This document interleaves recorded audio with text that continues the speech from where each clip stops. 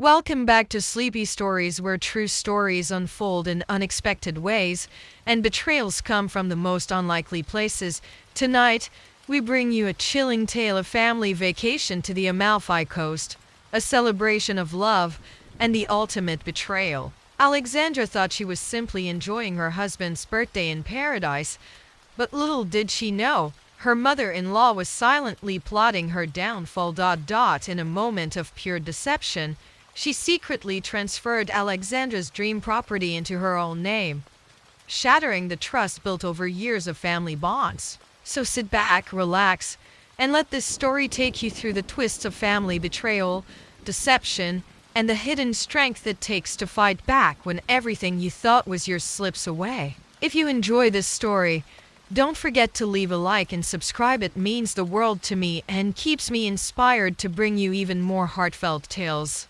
I never imagined that an Easter lunch would shatter my entire world.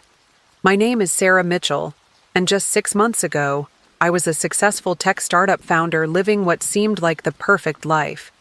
That was until my mother-in-law, Barbara, demanded I sign over my company shares to her son, my husband James, in front of our entire family. A moment that would expose the true nature of the people I had trusted most. My story begins in Seattle's bustling tech scene, where I spent the last decade building my cybersecurity company from the ground up. Growing up in a small town in Idaho with parents who ran a modest hardware store, I learned the value of hard work and determination early on. Nobody in my family had ever ventured into the tech world, but I was different. While other kids played in the neighborhood, I spent countless hours learning to code on a secondhand computer my father had brought home from an auction. The path to success wasn't easy. After graduating as valedictorian from my local high school, I worked 3 jobs to put myself through college at the University of Washington. During my senior year, I developed an innovative approach to protecting small businesses from cyber threats, an idea that would eventually become SecureFlow, my company. I remember those early days, working from a tiny apartment in Capitol Hill, living on instant noodles and coffee, pouring every penny I earned from my day job as an IT consultant into my dream. The breakthrough came when I secured my first major client, a regional bank that took a chance on my startup. Within 2 years, SecureFlow had grown from a one-woman operation to a team of 15 talented developers and cybersecurity experts. We were making waves in the industry, protecting hundreds of small businesses from digital threats with our innovative software solution. My company wasn't just successful, it was making a real difference in people's lives. I met James at a tech conference in Vancouver. He was there representing his family's venture capital firm, Mitchell Investments, and seemed genuinely interested in my vision for democratizing cybersecurity for small businesses. James was everything I wasn't. Born into wealth, educated at prestigious private schools, and connected to Seattle's elite business circles. But he never made me feel inferior. Instead, he celebrated my achievements and supported my ambitions.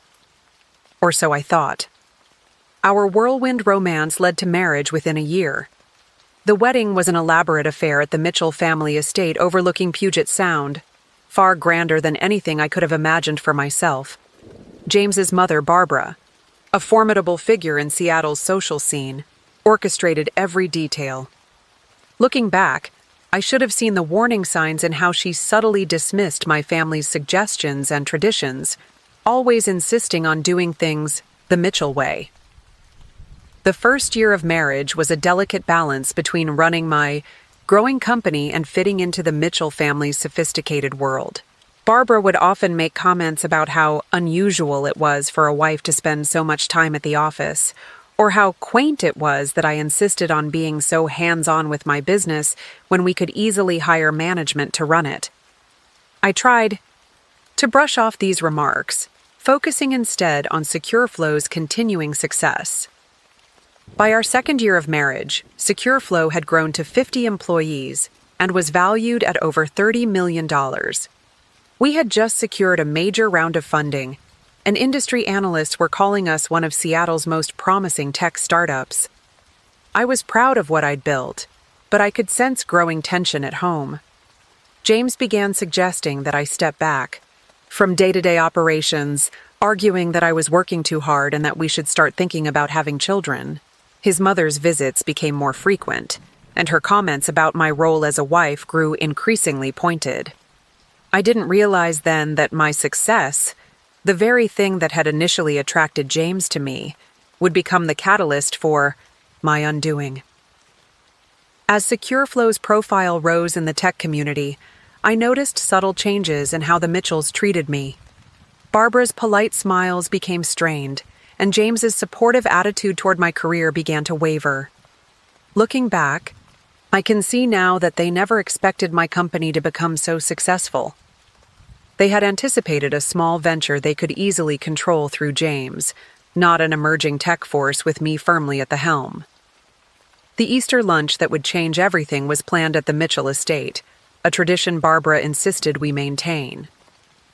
That morning, as I drove up the winding driveway lined with blooming cherry trees, I had no idea I was about to face the most challenging test of my life, one that would force me to choose between my marriage and the company I had built from nothing.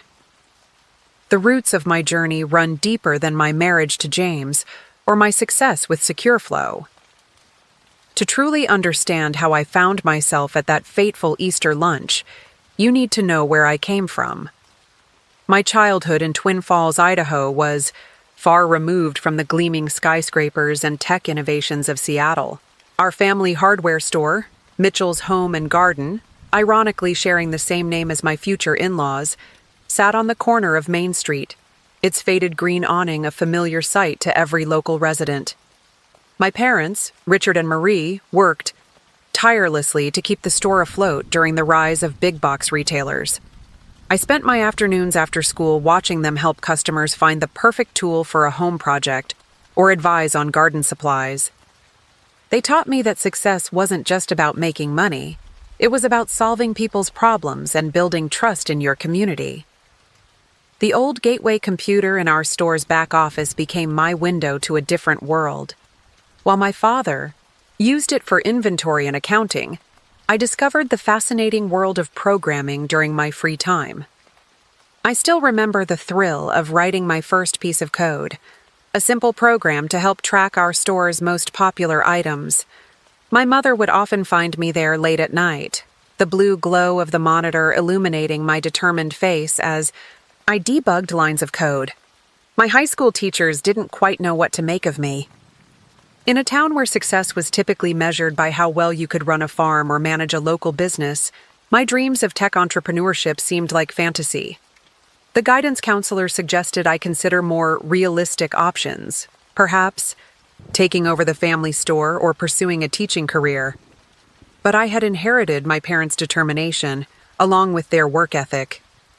The day I received my acceptance letter from the University of Washington, along with a partial scholarship, was both the proudest and most terrifying moment of my young life. My parents couldn't afford to pay for my education. The store was barely breaking even, but they supported my decision completely. My mother sold her cherished collection of antique jewelry, and my father took on extra work as a handyman on weekends to help with my first semester's expenses. Seattle was a culture shock. My small-town wardrobe and Idaho accent marked me as an outsider among my more sophisticated classmates. During my freshman year, I worked as a barista in the morning, a library assistant in the afternoon, and a coding tutor in the evening. My roommate, who came from a wealthy family in San Francisco, couldn't understand why I pushed myself so hard. "Just take out more student loans," she'd say. But I remembered watching my parents struggle with the store's mortgage and vowed to avoid debt as much as possible. It was during my sophomore year that I first encountered cybersecurity. A local coffee shop where I worked had its customer database hacked, forcing them to close for weeks. The owner, an elderly woman who treated her employees like family, lost nearly everything. This incident sparked something in me, a realization that small businesses, the backbone of communities like my hometown, were vulnerable in ways my parents' generation never had to consider. I switched my focus from general computer science to cybersecurity. often being the only woman in my advanced classes. My professors noticed my dedication, and one of them, Dr. Sarah Chen, became my mentor. She was the first person who made me believe that my background wasn't a disadvantage, but an asset. "You understand small business owners because you grew up with them," she would say. "That understanding is worth more than any privilege." The idea for Secure Flow came from combining my childhood experiences with my technical education. I saw how expensive and complicated existing cybersecurity solutions were, far beyond what a small business like my parents' store could afford or manage. During my senior year, I worked on a simplified security system that could protect small businesses without requiring a dedicated IT team. My final year of college tested every ounce of my determination. While my classmates attended career fairs and accepted lucrative job offers from tech giants, I was building prototypes in my apartment and cold calling small businesses to understand their needs. My parents, though worried about my future, continued to support my vision. "You've got your father's head for business and your mother's heart for helping others," my dad would say during our weekly phone calls. "That's a combination that can't fail." I graduated with honors, but instead of walking straight into a comfortable corporate job, I took a position as an IT consultant that allowed me flexible hours. My tiny Capitol Hill apartment became Secure Flow's first office, with my bed doubling as a conference room during video calls with potential clients. Every rejection, every unanswered email, every failed pitch made me work harder. I knew I wasn't just building a business. I was creating something that could protect thousands of small business owners like my parents. Looking back at those early days, I realized that my humble beginnings had given me something the Mitchells, with all their wealth and connections, couldn't understand. The ability to build something from nothing, to persevere when failure seemed inevitable, and to stay true to my vision despite pressure to conform to others' expectations. These were the qualities that would ultimately save me when my world began to crumble at that Easter lunch. The years before meeting James were marked by the kind of struggles that either break you or forge you into something stronger. While Secure Flow was still in its infancy, I experienced setbacks that would have made most people question their path. My first office was a cramped co-working space in downtown Seattle, where I shared a desk with 3 other startups. The space was so small that I had to take client calls in the building's stairwell, trying to sound professional while delivery cyclists rushed past me. My first attempt at launching Secure Flow's prototype was a disaster. After 6 months of development, the software crashed during a demonstration for a potential investor, wiping out an entire test database. The investor, a well-known figure in Seattle's tech scene, didn't just reject my pitch. He made sure other venture capital firms knew about the failure. For weeks afterward, my emails went unanswered, and my calls were redirected to assistants, who politely told me their firms weren't interested. But it was during this time that I learned the most valuable lessons about business and resilience. I took a part-time job as a cybersecurity consultant for a local tech firm, using my daytime experiences to refine Secure Flow at night.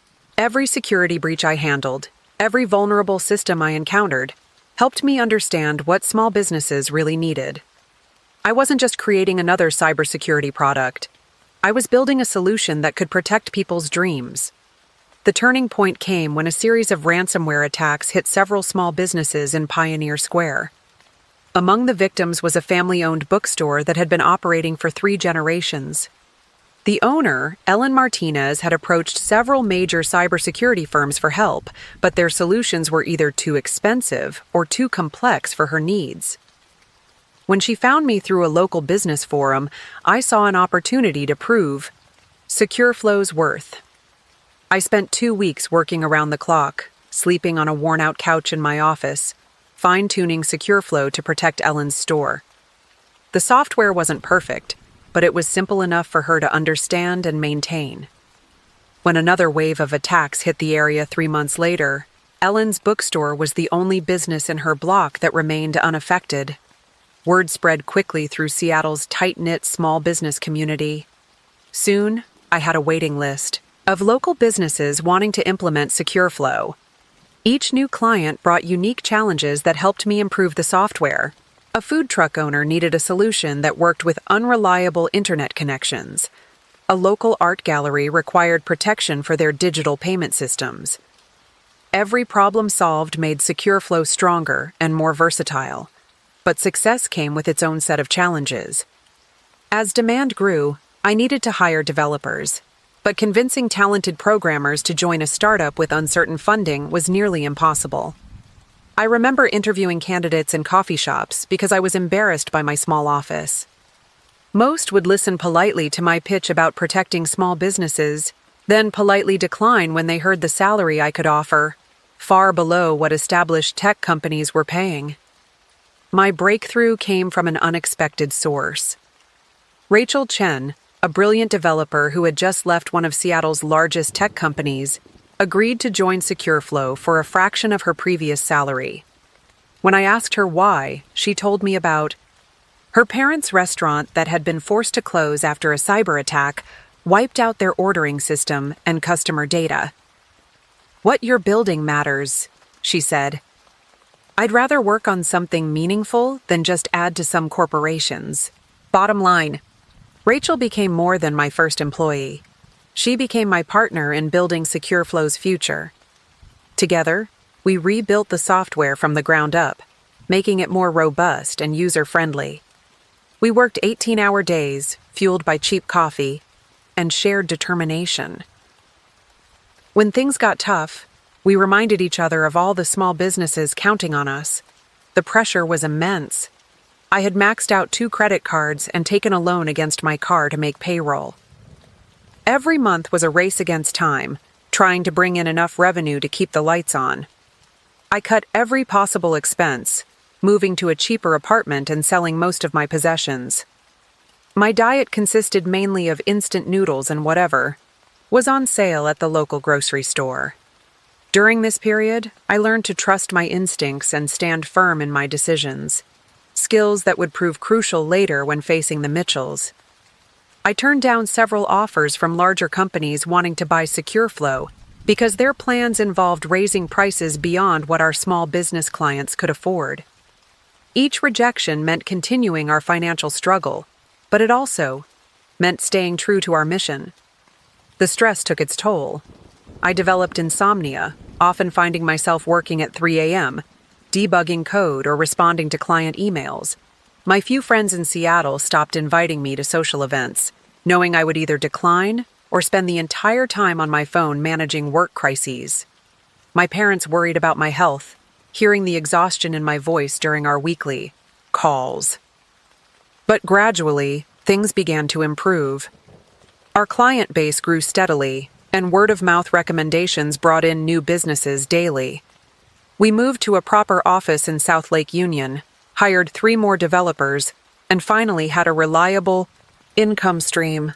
The software was stable, our clients were happy, and industry publications began taking notice of our unique approach to small business cybersecurity.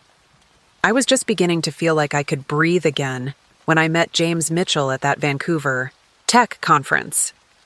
Looking back, I realized that my struggles had made me strong, but also vulnerable. I was so used to fighting every battle alone that when James offered support and understanding, it felt like a relief I hadn't known I needed. If only I had known then that this apparent rescue would lead to the biggest fight of my life. The tech conference in Vancouver would have been just another business event if fate hadn't intervened. I was there to present Secure Flow's latest security framework for small businesses, scheduled for the morning session in one of the smaller conference rooms. Most attendees were heading to the main hall to hear keynote speeches from Silicon Valley giants, but I had a dedicated group of small business owners and local tech enthusiasts interested in my presentation. Technical difficulties delayed my presentation. The irony of a cybersecurity expert struggling with AV equipment wasn't lost on me. As I frantically tried to connect my laptop to the projector, a tall figure approached from the back of the room. "Mind if I help?" he asked with a warm smile. That was James Mitchell, though I didn't know it then. Within minutes, He had the system working perfectly, and I was able to start my presentation. I noticed him sitting in the front row throughout my talk, taking notes and nodding encouragingly. Unlike the usual tech conference audience in hoodies and jeans, he wore a perfectly tailored suit that somehow didn't make him seem out of place. When I discussed how traditional cybersecurity solutions often failed small businesses, he asked insightful questions that showed genuine interest in the problem we were solving. After the presentation, while I was packing up my equipment, James approached again. "Your approach to democratizing cybersecurity is fascinating," he said. "Would you be interested in discussing it over coffee?" Something about his genuine enthusiasm for the technical aspects of SecureFlow made me accept, despite my usual caution about mixing business with pleasure. We ended up talking for hours at a small cafe overlooking Vancouver Harbor. James shared stories about his work at Mitchell Investments, his family's venture capital firm, but he seemed more interested in my journey. He asked about the challenges small businesses faced, listened intently to my experiences, and shared his own ideas about making technology more accessible. "Most VCs see technology as a way to maximize profit," he told me, stirring his third cup of coffee. "But you're using it to protect people's dreams. That's rare in this industry." His words resonated with me because they reflected exactly what I was trying to achieve with SecureFlow. The connection was immediate and powerful. James wasn't just another tech investor. He seemed to understand the human side of technology. When I told him about Ellen's bookstore and how SecureFlow had protected her family's legacy, his eyes lit up. "That's the kind of impact technology should have," he said. "Not just disruption for disruption's sake, but real protection for real people." Before we knew it, the cafe was closing. James asked for my business card and promised to stay in touch. I left Vancouver feeling optimistic about the potential partnership with Mitchell Investments, but also intrigued by James himself. Here was someone who seemed to bridge the gap between my world of startups and bootstrapping and the more established tech investment community. The next few weeks were a whirlwind. James made frequent trips to Seattle for business meetings that always seemed to end with dinner discussions about SecureFlow's future.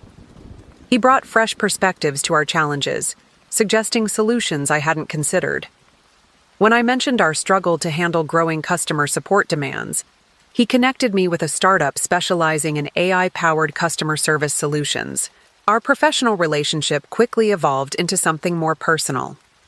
James would send me articles about cybersecurity trends or small business challenges, showing he was genuinely engaged with my work. He started attending local tech meetups, where I spoke, offering quiet support from the back of the room.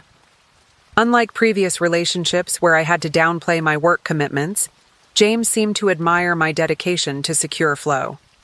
One rainy Seattle evening, after a particularly successful product launch, James took me to dinner at Canlis. As we overlooked the city lights reflecting off Lake Union, he confessed that his initial interest in SecureFlow had been purely professional, but he had found himself falling for the passionate founder behind it. "You're changing the world in your own way," he said, "and I find that incredibly attractive." What followed was a romance that seemed to perfectly balance my professional ambitions with personal happiness. James understood my late nights at the office because he often worked late himself. He celebrated SecureFlow's successes as if they were his own, and offered comfort and perspective when we faced setbacks. When a competitor launched a similar product, James helped me strategize ways to differentiate SecureFlow, rather than suggesting, I backed down. His family's reputation in Seattle's business community opened doors that had previously been closed to me. Suddenly, investors who had ignored my emails were eager to meet. Industry events that had been out of reach became accessible. James insisted this was all due to SecureFlow's merit, but I knew his name had helped get us in the room. Our courtship was swift but didn't feel rushed. Within 6 months, we were discussing marriage.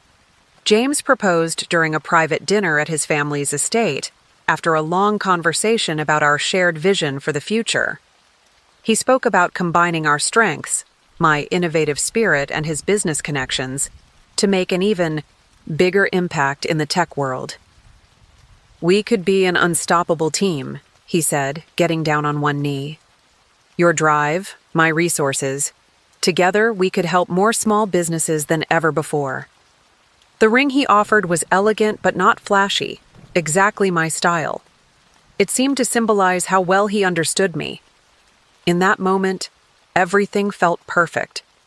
I was in love with a man who supported my dreams, who understood my work, who seemed to want to build something meaningful together. Looking back now, I realize I was so focused on how well James fit into my world that I didn't pay enough attention to how I might fit into his, or rather, how his family expected me to fit into theirs. The early days of our marriage seemed perfect, a seamless blend of professional success and personal happiness. We moved into a beautiful craftsman house in Queen Anne, with views of the Space Needle and Puget Sound that still took my breath away every morning. James converted one of the spare rooms into a home office for me, complete with multiple monitors and a dedicated fiber optic line for secure testing of SecureFlow's updates. Our life together had a rhythm that felt natural. We'd start our mornings with coffee on the deck, discussing our plans for the day. James would head to Mitchell Investments' downtown office, while I split my time between SecureFlow's headquarters and my home workspace. In the evenings, we'd share stories about our day, often brainstorming solutions to each other's business challenges. James seemed genuinely excited about SecureFlow's growth, offering valuable insights from his venture capital experience. SecureFlow was thriving. Our client base had expanded beyond Seattle, with small businesses across the West Coast adopting our security solutions. We'd grown to a team of 35, and I'd just hired an experienced COO to help manage our rapid expansion. The industry was taking notice. We were featured in TechCrunch, and I was invited to speak at major cybersecurity conferences. Each success felt sweeter because I had someone to share it with who truly understood its significance. The first few dinners with the Mitchell family went surprisingly well. Barbara, my mother-in-law, seemed impressed by my business acumen, often asking detailed questions about SecureFlow's growth strategy. "It's refreshing to see a young woman with such clear vision," she'd say, topping up my wine glass. James's father, Richard Sr., was quieter but supportive, occasionally offering advice from his decades of investment experience. James's sister, Catherine, became an unexpected ally. A venture capitalist herself, she understood the challenges of being a woman in tech. We'd often find ourselves deep in conversation about industry trends while Barbara orchestrated elaborate family dinners. "You're good for James," Catherine told me one evening. "He needs someone who challenges him to think beyond traditional investment strategies." Our social life expanded to include regular events with Seattle's tech elite. Charity galas, startup launches, and investment dinners became routine. James proudly introduced me as both his wife and a successful founder, never seeming threatened by my growing reputation in the tech community. At these events, we were often cited as an example of how marriage and business could strengthen each other. The Mitchell family's connections proved invaluable as SecureFlow expanded. When we needed to secure additional server capacity quickly after a surge in clients, Richard Sr. introduced me to a data center operator who offered preferential rates. When we were looking to expand our marketing team, Catherine recommended several talented professionals from her network. It felt like I had gained not just a husband, but a powerful business network that believed in my vision. Barbara took particular interest in my professional development, offering to mentor me in what she called the finer points of business leadership. She arranged lunches with prominent businesswomen in her social circle, organized my attendance at exclusive business retreats, and even hired a personal stylist to help me dress for the role of a CEO. At the time, I interpreted these gestures as acceptance and support. James and I started talking about expanding SecureFlow's services to medium-sized businesses, a move that would require significant capital investment. Over dinner at Altura, one of Seattle's finest restaurants, he suggested that Mitchell Investments could lead our next funding round. "Think about it," he said, eyes bright with excitement. "We could make SecureFlow a family enterprise, combining your innovation with our investment expertise." The idea was tempting. Mitchell Investments had a strong track record of growing tech companies, and their involvement would lend additional credibility to SecureFlow. James talked about accelerating our expansion plans, possibly even taking the company international. Barbara hosted a dinner party to introduce me to potential investors from their network, all of whom seemed eager to be part of SecureFlow's growth story. Looking back, I should have noticed how the conversations about SecureFlow's future increasingly happened at Mitchell family events rather than in my office with my team. Barbara began organizing weekly strategy sessions over lunch, inviting prominent business figures who always seemed to have suggestions about how SecureFlow should evolve. James started attending more of my board meetings, offering insights that increasingly aligned with his family's investment philosophy. At the time, I rationalized these changes as natural evolution. After all, wasn't this what I had wanted? A supportive family, access to resources and expertise, and a partner who understood both the personal and professional aspects of my life. The lines between SecureFlow and the Mitchell family were blurring, but I convinced myself this was a positive development. Even when Barbara began suggesting changes to SecureFlow's management structure, I didn't see the red flags. Her recommendations seemed logical, bringing in more experienced executives, restructuring the board to include seasoned investors, establishing a more professional corporate hierarchy. Each suggestion was presented as a way to help SecureFlow grow, wrapped in maternal concern for both the company's and my personal success. This was the dream phase of my life, when everything seemed to be falling perfectly into place. SecureFlow was growing, my marriage was strong, and I felt accepted by a family that could offer both personal support and professional opportunities. I was living what seemed like a perfect integration of love and ambition, personal happiness, and professional success. Little did I know that this period of seeming perfection was setting the stage for a dramatic confrontation that would force me to choose between my life's work and my marriage. The Easter lunch that would change everything was still months away, but the seeds of conflict were already being planted in these apparently perfect moments. The first cracks in my perfect world appeared so subtly that I almost missed them. It started with small comments from Barbara during our weekly family dinners. "Sarah, darling," she'd say, swirling her wine glass thoughtfully, "don't you think you're spreading yourself a bit thin? Running a company is demanding enough without trying to be hands-on with every decision." Initially, these remarks seemed to come from a place of genuine concern. After all, I was working long hours, often taking calls during dinner and spending weekends at the office. But gradually, the frequency and tone of these comments began to shift. Barbara started inviting her friends' daughters to our family gatherings, all of whom had given up promising careers after marriage to focus on more important things. One particular incident stands out in my memory. We were hosting a dinner party at our Queen Anne home, celebrating SecureFlow's successful launch of a new security platform. I was in the middle of explaining our innovation to a group of interested investors when Barbara smoothly interrupted, steering the conversation toward James's role in the company's growth. "Sarah's so fortunate to have James's guidance," she said, patting my hand. "It's made such a difference having a Mitchell involved in the day-to-day decisions."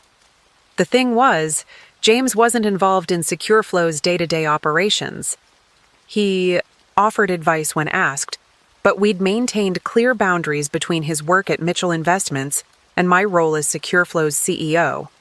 Yet increasingly, Barbara's comments implied a different narrative, one where James was the strategic mind behind our success. During a charity gala at the Seattle Art Museum, I overheard Barbara talking to her friends. "Of course, James has been instrumental in turning that little security project into a real company," she said, unaware I was within earshot. "Sarah had some good ideas, but she needed the Mitchell touch to make them viable." The dismissive way she referred to my company, my life's work, felt like a physical blow. The dynamics at board meetings began to shift as well. James started attending more frequently, often arriving with detailed suggestions for corporate restructuring. These proposals usually involved bringing in more experienced executives, invariably connected to the Mitchell family, and gradually reducing my operational role to focus on innovation and vision. "It's just good business sense," James would explain when I expressed concerns. "You're brilliant at the technical side, honey, but as the company grows, we need more seasoned business leadership."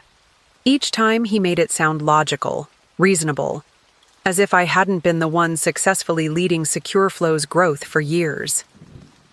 Barbara's influence became more overt in other ways. She began organizing business lunches without consulting me, inviting potential investors and board members to discuss SecureFlow's future. I would arrive to find meetings already in progress, strategies being discussed without my input. "Oh, Sarah," she'd say with a practiced smile, "we didn't want to bother you with these preliminary discussions. We know how busy you are with the technical details." The pressure to conform to their vision of a proper CEO became increasingly apparent. Barbara arranged for an image consultant to polish my presentation style. "Darling, you're not running a small startup anymore," she explained when I objected. "You need to project the right image for the Mitchell name." The consultant suggested I tone down my passionate speaking style, adopt more conservative attire, and let others take the lead in technical discussions. Even my relationship with my development team began to feel strained. New hires, recommended by the Mitchells, would bypass my authority, taking their proposals directly to James or the board. In meetings, I noticed some executives deferring to James's opinion over mine, despite my deeper understanding of our technology and market. The situation came to a head during a critical product development meeting. We were discussing the launch of a new security feature specifically designed for family-owned businesses, a project close to my heart. In the middle of my presentation, one of the recently hired executives, a close friend of the Mitchell family, interrupted with an alternative proposal. His plan involved significantly raising our prices and focusing on larger corporate clients.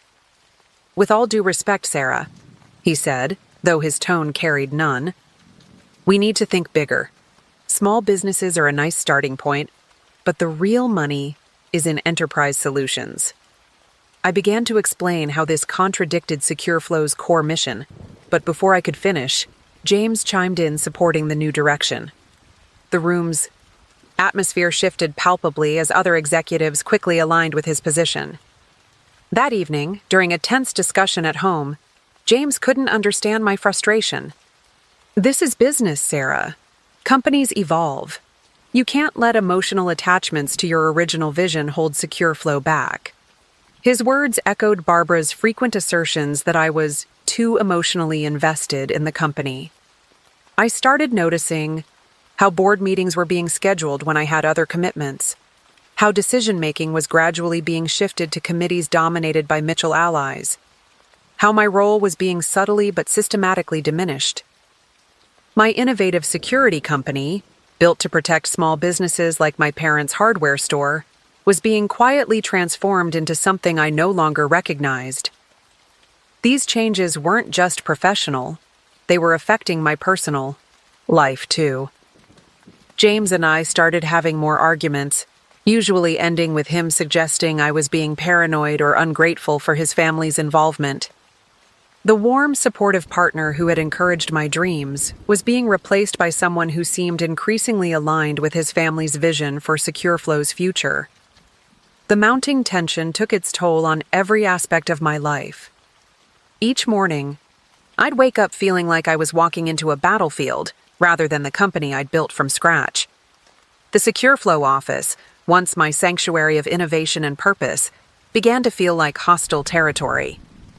New faces appeared regularly, all somehow connected to the Mitchell family, and with them came subtle shifts in company culture.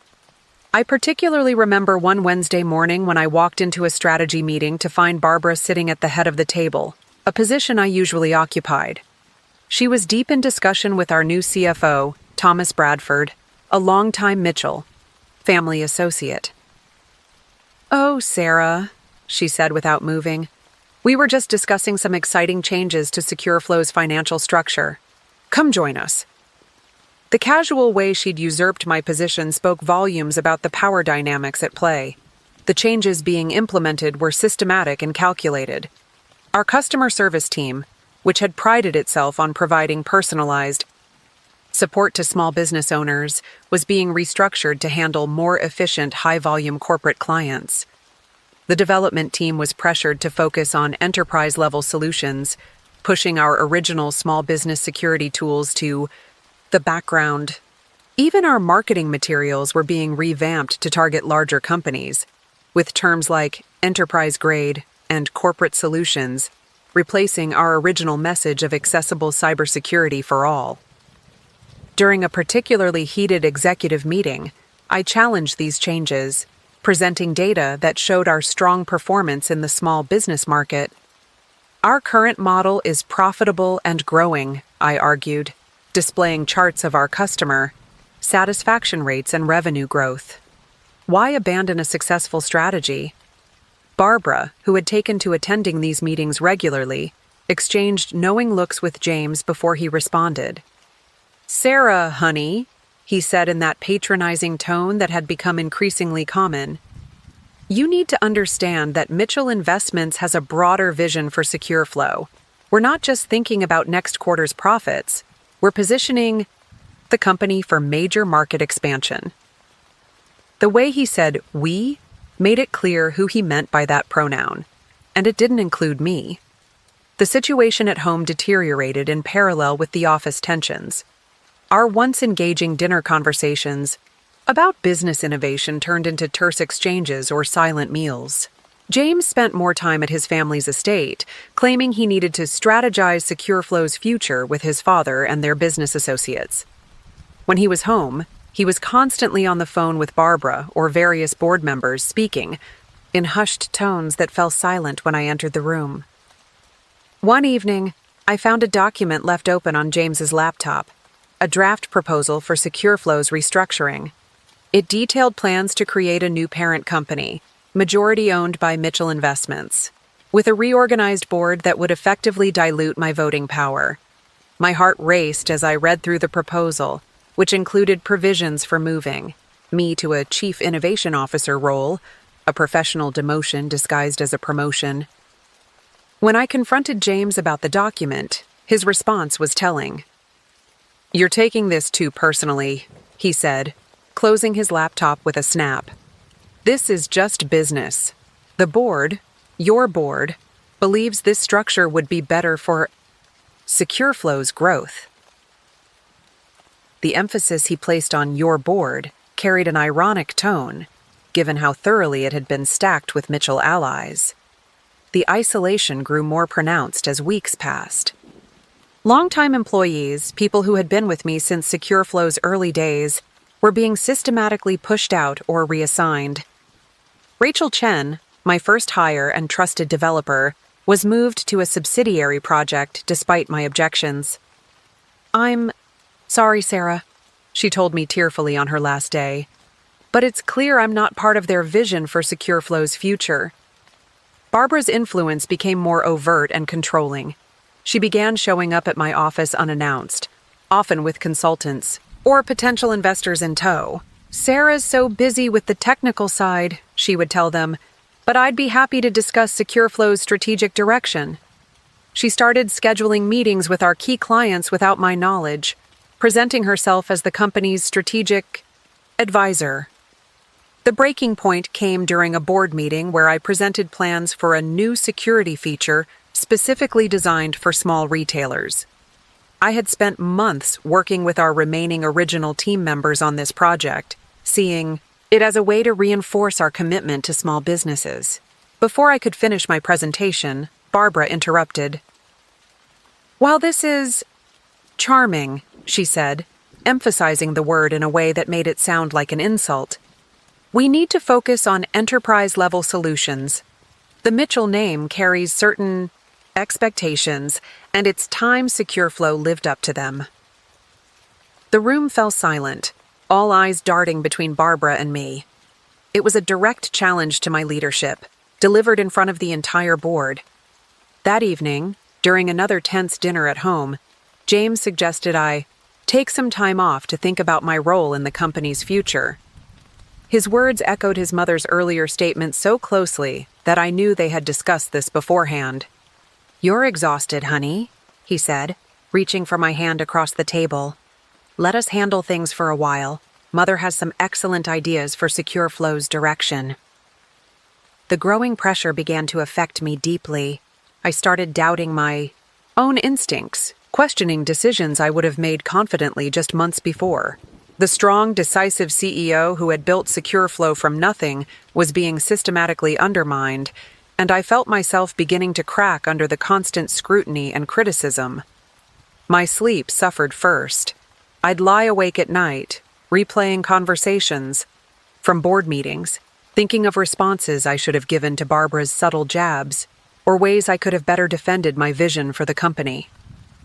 When I did sleep, I'd have anxiety dreams about losing control of SecureFlow, waking up in cold sweats at 3 a.m. to check my company email for any midnight decisions made without my input.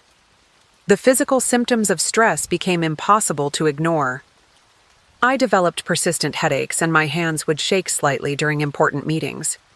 My usually healthy appetite disappeared, and I lost weight rapidly. Enough that my executive assistant, one of the few original team members left, expressed concern. "Sarah, you don't look well," she said one morning, placing a cup of tea on my desk. "Maybe they're right about you needing a break." Even her gentle suggestion felt like a betrayal. During this period, I found myself increasingly isolated. The camaraderie I once shared with my development team had been replaced by awkward silences and averted gazes. New employees, hired through Mitchell connections, treated me with a strange mix of polite deference and subtle dismissal. In meetings, my comments were met with perfunctory nods before someone, usually a Mitchell appointee, steered the conversation in their preferred direction. I tried reaching out to my old mentor, Dr. Chen, but even that conversation left me more uncertain. "The tech world is changing, Sarah," she said carefully. "Sometimes we need to adapt our vision." She didn't say it, but I could hear the unspoken suggestion that maybe I was being too rigid, too emotional about maintaining SecureFlow's original mission. The worst part was doubting my own judgment. When Barbara suggested moving our focus away from small businesses, she presented market research and financial projections that made her strategy seem logical. "It's simple mathematics, dear," she would say, her voice dripping with maternal concern. "The enterprise market offers better returns with lower customer acquisition costs." I knew in my gut that this shift would abandon the very businesses we'd set out to protect, but the numbers she presented made my opposition seem emotional and irrational. James's behavior at home only amplified my self-doubt. He'd dismiss my concerns about the company's direction with casual remarks about my lack of big-picture thinking or emotional attachment to outdated ideas. When I tried to discuss the systematic displacement of original team members, he'd accuse me of being paranoid. "You're seeing conspiracies where there's only progress," he'd say, his tone a mixture of condescension and feigned concern. I started second-guessing every decision, no matter how small. Should I challenge the new marketing direction? Was I being unreasonable in wanting to maintain our small business focus? Was I really, as Barbara frequently suggested, letting personal sentiment cloud my business judgment? Each decision became paralyzingly difficult as I tried to navigate between my instincts and the constant pressure to conform to the Mitchell's vision. My parents noticed the change in me during our weekly video calls. "You don't sound like yourself, sweetheart," my mother said during one call. "Where's my confident girl who used to light up talking about her company?" I couldn't bring myself to explain how that confidence had been slowly chipped away, how every day felt like a battle just to maintain some semblance of control over my own creation. The final blow to my self-confidence came during a crucial client meeting with a regional bank, one that had been with us since the early days. I was presenting our updated security protocols when Barbara unexpectedly joined the meeting. She smoothly took over the presentation, suggesting changes to our service agreement that contradicted everything we'd built our relationship on. When I tried to intervene, she patted my hand patronizingly and said, "Let's leave the business details to those with more experience, dear." That evening, staring at my reflection in the bathroom mirror, I barely recognized myself. The passionate entrepreneur who had once pitched her vision to skeptical investors with unwavering conviction was gone, replaced by someone who seemed constantly on edge, second-guessing every word and action. I had lost not just control of my company, but faith in my own abilities. This crisis of confidence was exactly what the Mitchells had been cultivating, I would later realize. A strong, self-assured founder would never agree to sign away her company. They needed me weakened, uncertain, and isolated before they could make their final move. The Easter lunch was approaching, and I was exactly where they wanted me, doubting myself, cut off from my support system, and seemingly powerless to stop the systematic takeover of everything I had built. The breaking point arrived 3 days before Easter. I was working late in my office, reviewing the latest changes to our service agreements, changes I hadn't approved but had somehow been implemented anyway. The Seattle skyline glittered through my window, a view that used to inspire me but now felt like it was mocking my powerlessness. That's when James walked in, carrying a stack of documents and wearing an expression I'd never seen before. "We need to talk about SecureFlow's future," he announced, placing the documents on my desk. "Mother and the board have been discussing some necessary changes to the company's structure." His tone was businesslike, devoid of the warmth that had once characterized our relationship. Without waiting for my response, he began outlining a plan that made my blood run cold. The proposal was comprehensive and clearly well-planned. SecureFlow would be restructured under a new holding company, majority owned by Mitchell Investments. My role would be reduced to that of a technical advisor, with no real operational control. The document even included a press release draft, praising my visionary contribution, while announcing my transition to a strategic advisory role. "This is what's best for the company," James said, sliding the papers toward me. "Mother has arranged for all the major stakeholders to meet at Easter lunch. We can announce the changes then." He spoke as if this was already decided, as if my signature was just a formality. When I didn't immediately respond, he added, "Be reasonable, Sarah. This is a generous offer." I sat there, staring at the documents, feeling a strange calm settle over me. It was the kind of calm that comes when you finally see something you've been blind to for too long. "And if I refuse?" I asked, my voice steadier than I expected. James's expression hardened. "Then we'll need to explore other options to protect the company's interests," he replied, the threat barely veiled. That night, I didn't go home. Instead, I drove to our original office building in South Lake Union, now used for storage. Sitting in the parking lot, I called Rachel Chen, my first employee who had been pushed out months earlier. "I need your help," I said when she answered. "And I need you to be very discreet." Over the next 2 days, Rachel and I worked secretly, reviewing SecureFlow's code repositories, documentation, and legal agreements. We discovered something crucial. The core security algorithms, the heart of SecureFlow's technology, were still protected under my original patents. The Mitchells could take control of the company, but they couldn't replicate our most valuable intellectual property without my cooperation. I also reached out to Ellen Martinez, the bookstore owner who had been our first client. She connected me with several small business associations that used SecureFlow's services. Their feedback was unanimous. They had chosen SecureFlow specifically because of our commitment to small business security. Many were already concerned about the recent changes in our service model. The pieces were falling into place, but I needed one more ally. I called Catherine, James's sister, who had always seemed more independent from Barbara's influence. Over coffee at a quiet cafe in Ballard, I shared my concerns. "They're not just taking my company," I explained. "They're destroying everything it stands for." Catherine listened intently, then shared something revealing. "Barbara did the same thing to Dad's first business partner," she said.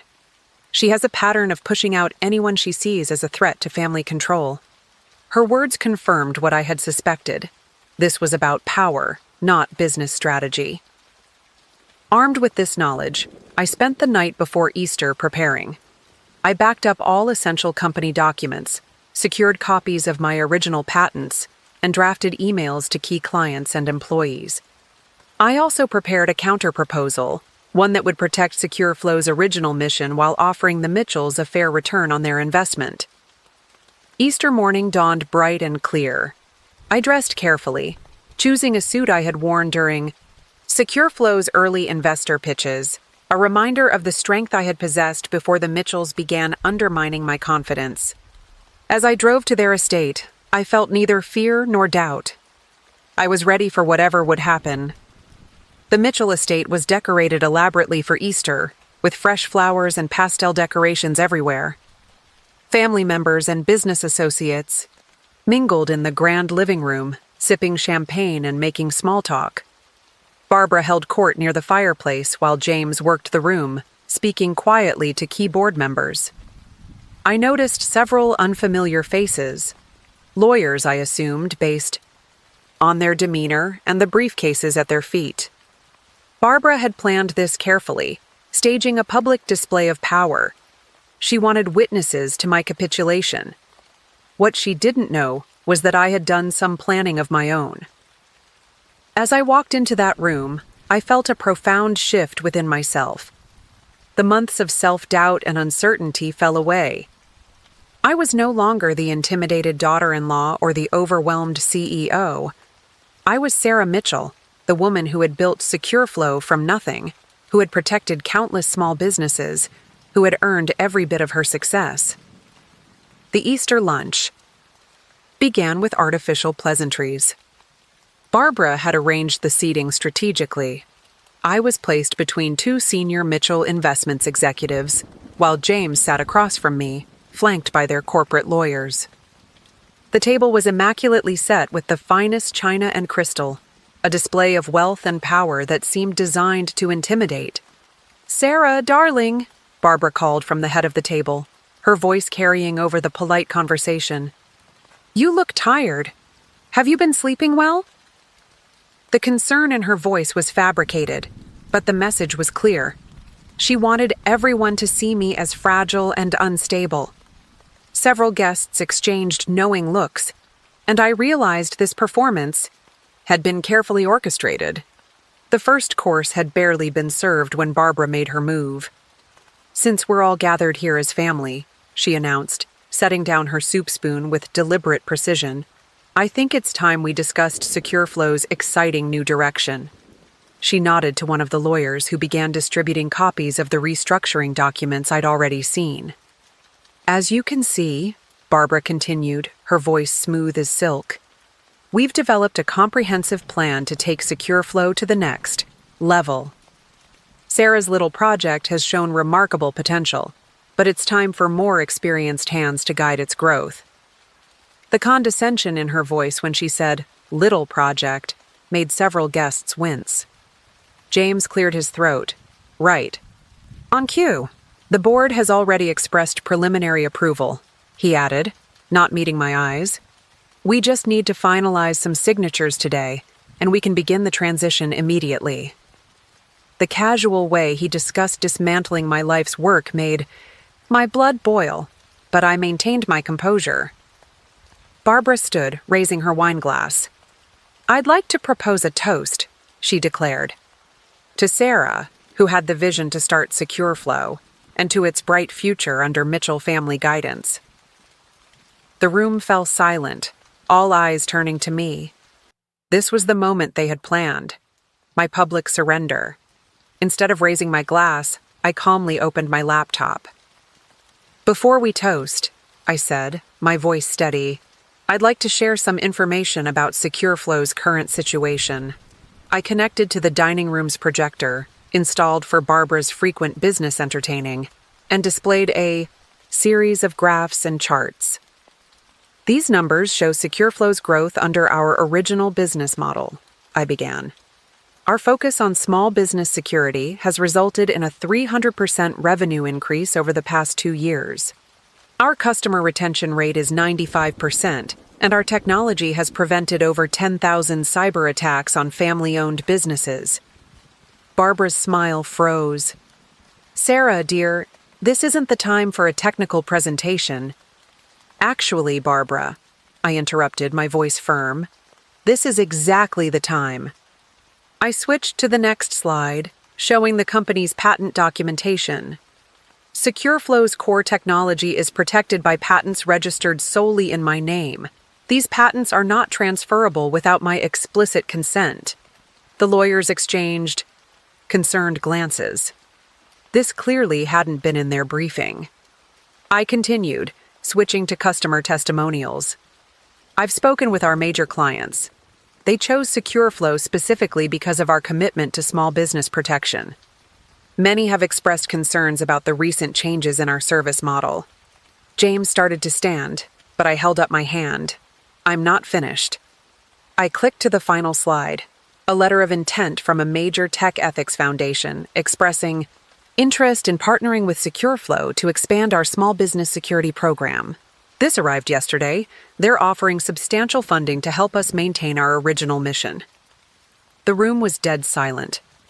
Barbara's face had turned an interesting shade of red, while James looked like he'd been struck. I closed my laptop and finally picked up my wine glass. So yes, let's toast to SecureFlow's future. But not the future you've planned, Barbara. I won't be signing over my company today or any other day. Barbara's composure cracked. How dare you? She hissed, dropping all pretense of civility. After everything we've done for you, this company would be nothing without the Mitchell name behind it. No, Barbara, I replied calmly. The Mitchell name has been riding on SecureFlow's success, not the other way around. Your recent investments represent less than 20% of our capital structure, and they came after we were already profitable. I turned to address the room. I founded SecureFlow to protect small businesses like my parents' hardware store. That mission isn't negotiable.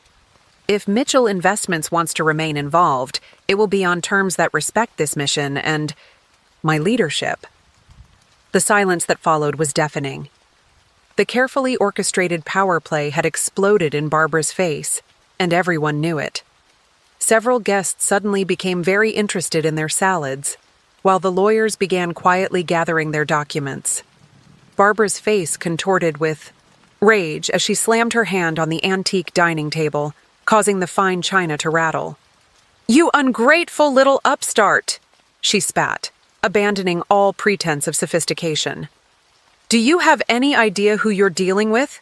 We can destroy you in the Seattle tech community with one phone call. The other guests shifted uncomfortably in their seats, witnessing the carefully crafted facade of Mitchell family dignity crumble. James remained frozen, looking between his mother and me as if watching a tennis match he never expected to see. Several board members began quietly excusing themselves from the table. Actually, Barbara, I replied, maintaining my composure, I know exactly who I'm dealing with. Catherine told me about your history, about what you did to Richard Sr.'s first business partner. At the mention of this apparently secret family history, Barbara's face went pale. I wonder how many other entrepreneurs have faced similar pressure from you? I opened my briefcase and pulled out another document. This is a detailed account of every attempt you've made to undermine my leadership at SecureFlow over the past year. Every unauthorized meeting, every manipulated board, vote, every instance of interference with company operations. I placed it on the table, watching as one of the lawyers reflexively reached for it before Barbara slapped his hand away. I've already sent copies to several trusted colleagues in the tech industry, I continued, not to mention documentation of how Mitchell Investments has been attempting to access SecureFlow's proprietary technology without proper authorization. I'm sure the SEC would find that particularly interesting. James finally found his voice. Sarah, you're being irrational. Think about what you're doing to our family. His words hung in the air, heavy with unintended irony. Our family. As if I had ever truly been considered part of it. No, James, I said, turning to face my husband. I've never thought more clearly. You know what secure flow means to me. You knew it when you married me. Yet you stood by while your mother systematically tried to strip me of everything I built. That says more about our family than anything I'm doing today. Catherine, who had been quietly observing from the corner of the room, stepped forward. She's right, James. Mother, this has to stop.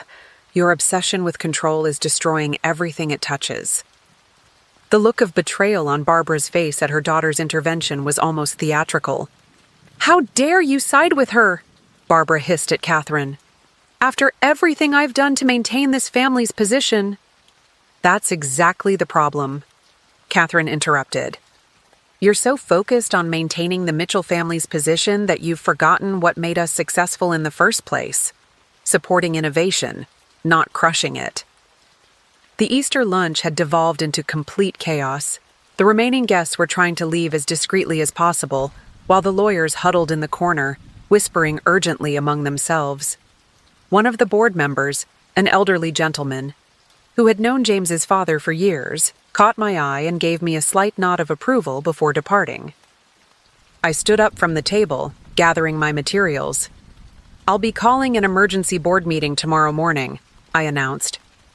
I'll present evidence of unauthorized interference in company operations and call for a vote to remove any board members who were improperly appointed. I suggest the Mitchell Investments representatives come prepared to discuss a fair separation agreement. Barbara, still standing at the head of the table, gripped her chair until her knuckles turned white. You'll regret this, she said, her voice trembling with rage. No one walks away from the Mitchells unscathed. That's where you're wrong, I replied, walking toward the door. I'm not walking away, I'm standing my ground. Secure Flow will continue to operate according to its founding principles. You're the ones who need to walk away, before this gets even more uncomfortable for everyone. As I reached the doorway, I turned back one last time. Oh, and James, I'll have my lawyers contact you about the divorce proceedings. I suggest you find somewhere else to stay for a while. The look of shock on his face almost made me feel sorry for him. Almost. The spring sunshine hit my face as I walked out of the Mitchell estate, and for the first time in months, I felt like I could breathe freely. My phone was already buzzing with messages. News travels fast in Seattle's tech community. But I didn't care. I had faced down one of the city's most powerful families and reclaimed my company. Whatever came next, I knew I could handle it. The aftermath of the Easter lunch confrontation was immediate and intense. By the time I reached my car, my phone had exploded with notifications. News of the showdown at the Mitchell estate was already spreading through Seattle's tight-knit tech community. Several board members had sent their resignations, clearly seeing which way the wind was blowing. Others were frantically trying to distance themselves from Barbara's attempted takeover. I drove straight to Secure Flow's headquarters, knowing the next few hours would be crucial. Rachel Chen was waiting for me in the lobby, having monitored the company's systems throughout the lunch. Everything's secure, she reported as we walked to my office. I've locked down all critical servers and revoked access for any Mitchell-appointed executives, just as we planned. The office was eerily quiet for a Sunday, but a core group of loyal employees had come in when Rachel alerted them about the situation. These were the people who believed in Secure Flow's original mission, the ones who had stuck with me despite the Mitchells' attempts to push them out. They gathered in the conference room, faces showing a mix of concern and determination. I won't lie to you, I told them, standing at the head of the conference table. The next few weeks are going to be challenging. The Mitchells won't go quietly, and they have significant influence in this city. But we have something they don't. We have our integrity and our mission. We worked through the night, preparing for the inevitable counterattack. The legal team, led by a fierce corporate attorney I had quietly hired weeks earlier, drafted documents to challenge the validity of recent board appointments. Our tech team implemented security protocols to protect our systems from any potential sabotage. The communications department prepared statements for clients and the media. Around midnight, Catherine arrived at the office. "Mother's on the warpath," she warned, looking exhausted. "She's already called every major investor in Seattle, trying to freeze your funding sources. But she overplayed her hand. A lot of people are tired of her strong-arm tactics." The next morning, I walked into the emergency board meeting with my head held high. The boardroom, usually filled with Mitchell allies, was half empty. Those who remained looked uncomfortable, avoiding eye contact. I laid out the evidence of interference in company operations, the unauthorized attempts to access proprietary technology, and the pattern of hostile behavior toward key employees. "SecureFlow's mission is not negotiable," I declared, looking each board member in the eye. "We will continue to protect small businesses from cyber threats.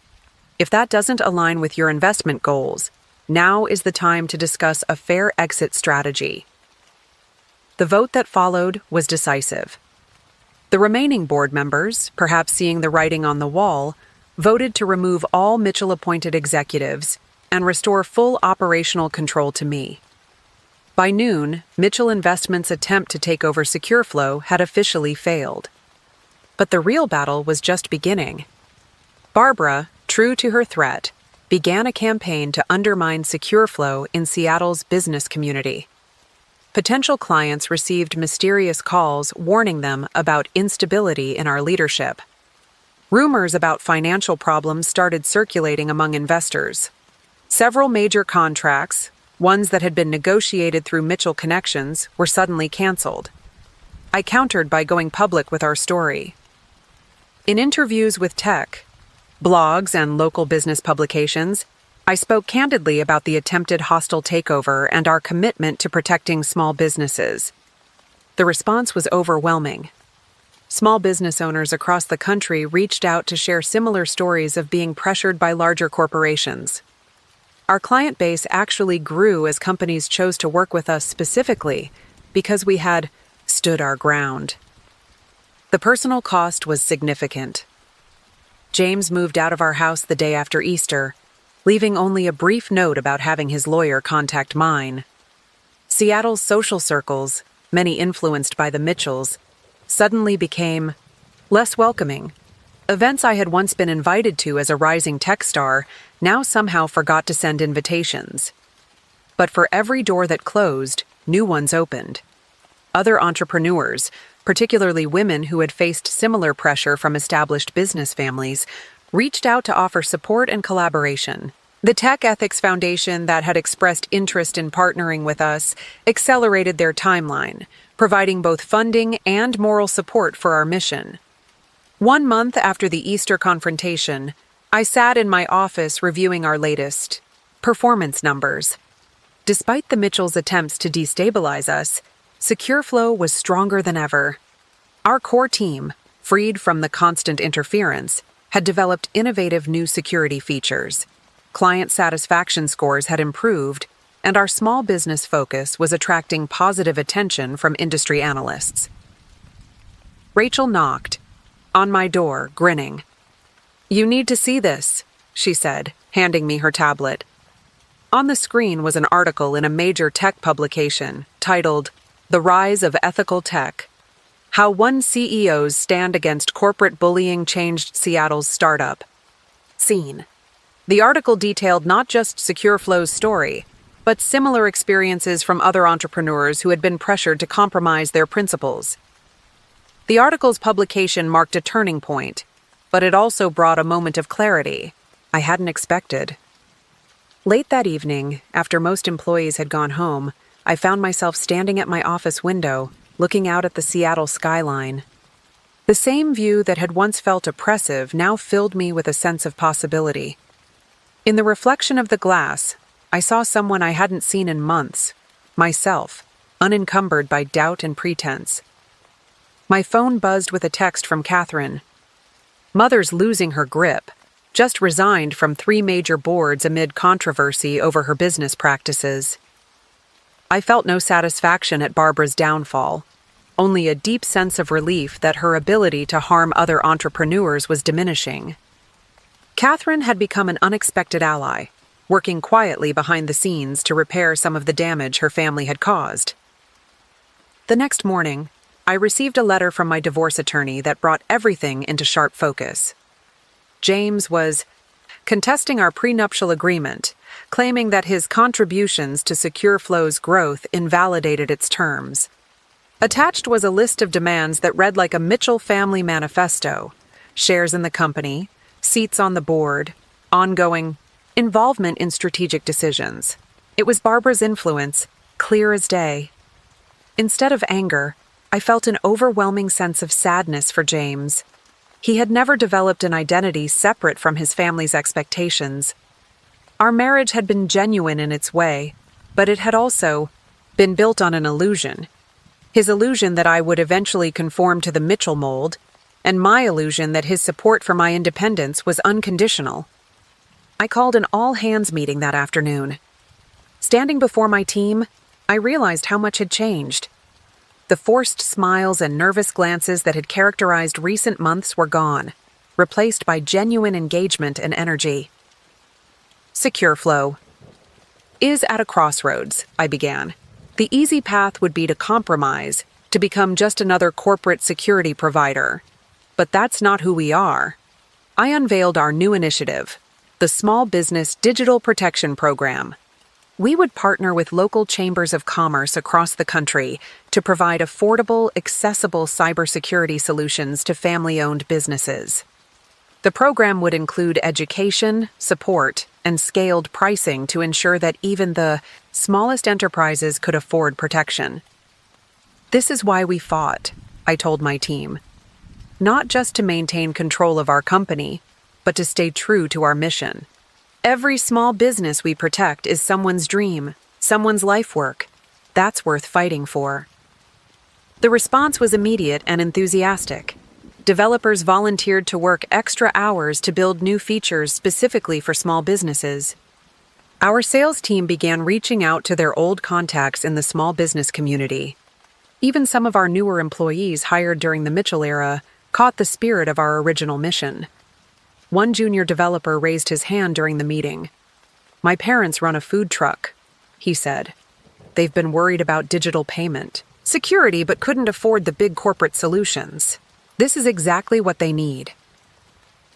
His personal connection to our mission reminded me of why I had started Secure Flow in the first place. That evening, I finally did something I had been postponing. I called my parents. They had been worried, sick about me during the whole ordeal, but I had maintained a brave face, not wanting them to know how close I had come to losing everything. Now, I told them the whole story. "We never liked him much anyway," my father said, trying to lighten the mood. "Too polished, like one of those fancy tools people buy but never actually use." My mother was more reflective. "You know what this reminds me of? That time in high school when the chain stores were trying to put us out of business. Remember how the community rallied around us? Sometimes standing your ground isn't just about you. It's about everyone who might face the same fight." Their words struck a chord. The fight with the Mitchells hadn't just been about maintaining control of Secure Flow. It had been about protecting the very principle that drove our business: the right of small enterprises to compete and thrive in an increasingly corporate world. In the weeks that followed, we began implementing the Small Business Digital Protection Program. Each success story: a family restaurant securing its customer data, a local bookstore protecting its online sales system, a food truck safely processing digital payments, felt like a vindication of our stand against the Mitchells' corporate vision. The first steps toward rebuilding Secure Flow were both exhilarating and terrifying.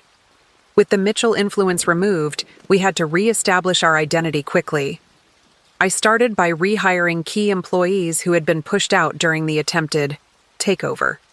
Each return felt like recovering a piece of Secure Flow's soul. Rachel Chen took back her position as head of development, bringing with her the innovative spirit that had characterized our early days. One morning, as I walked through the office, I overheard a conversation that stopped me in my tracks. Two new developers were discussing our small business security protocols with Rachel. "It's amazing," one said, "how we can make enterprise-level security accessible to mom-and-pop shops." The other chimed in, "My aunt just implemented our system in her flower shop. She said it's the first time she's felt secure about taking online orders." This was the culture I had dreamed of. People who understood and believed in our mission. The legal battles with the Mitchells continued to simmer in the background.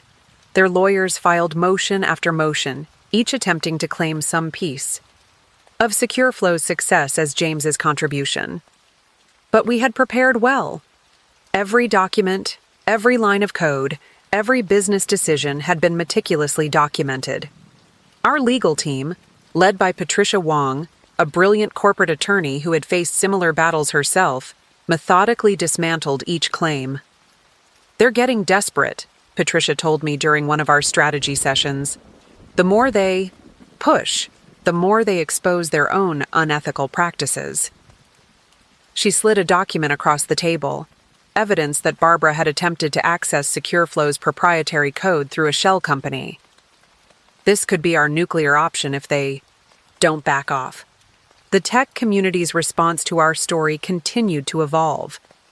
What had started as gossip about a family feud transformed into a larger conversation about corporate ethics and the preservation of innovation in the face of consolidation. I began receiving invitations to speak at conferences, not about cybersecurity, but about maintaining company values under pressure. During one such conference in Portland, a young woman approached me after my keynote speech. "I'm facing a similar situation," she confided. "My medical tech startup is being pressured to sell to a larger corporation that wants to triple our prices." We talked for hours, and by the end, I had not only helped her develop a strategy to maintain control, but had gained a new perspective on Secure Flow's future role in the tech ecosystem. This interaction sparked an idea. We created the Innovation Protection Initiative, a program within Secure Flow that provided resources and mentoring to other startups facing pressure from larger corporations.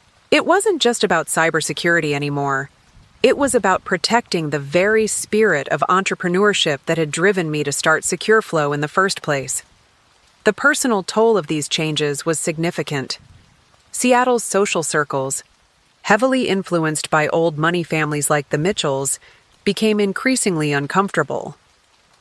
Former friends chose sides, usually aligning with the more powerful faction.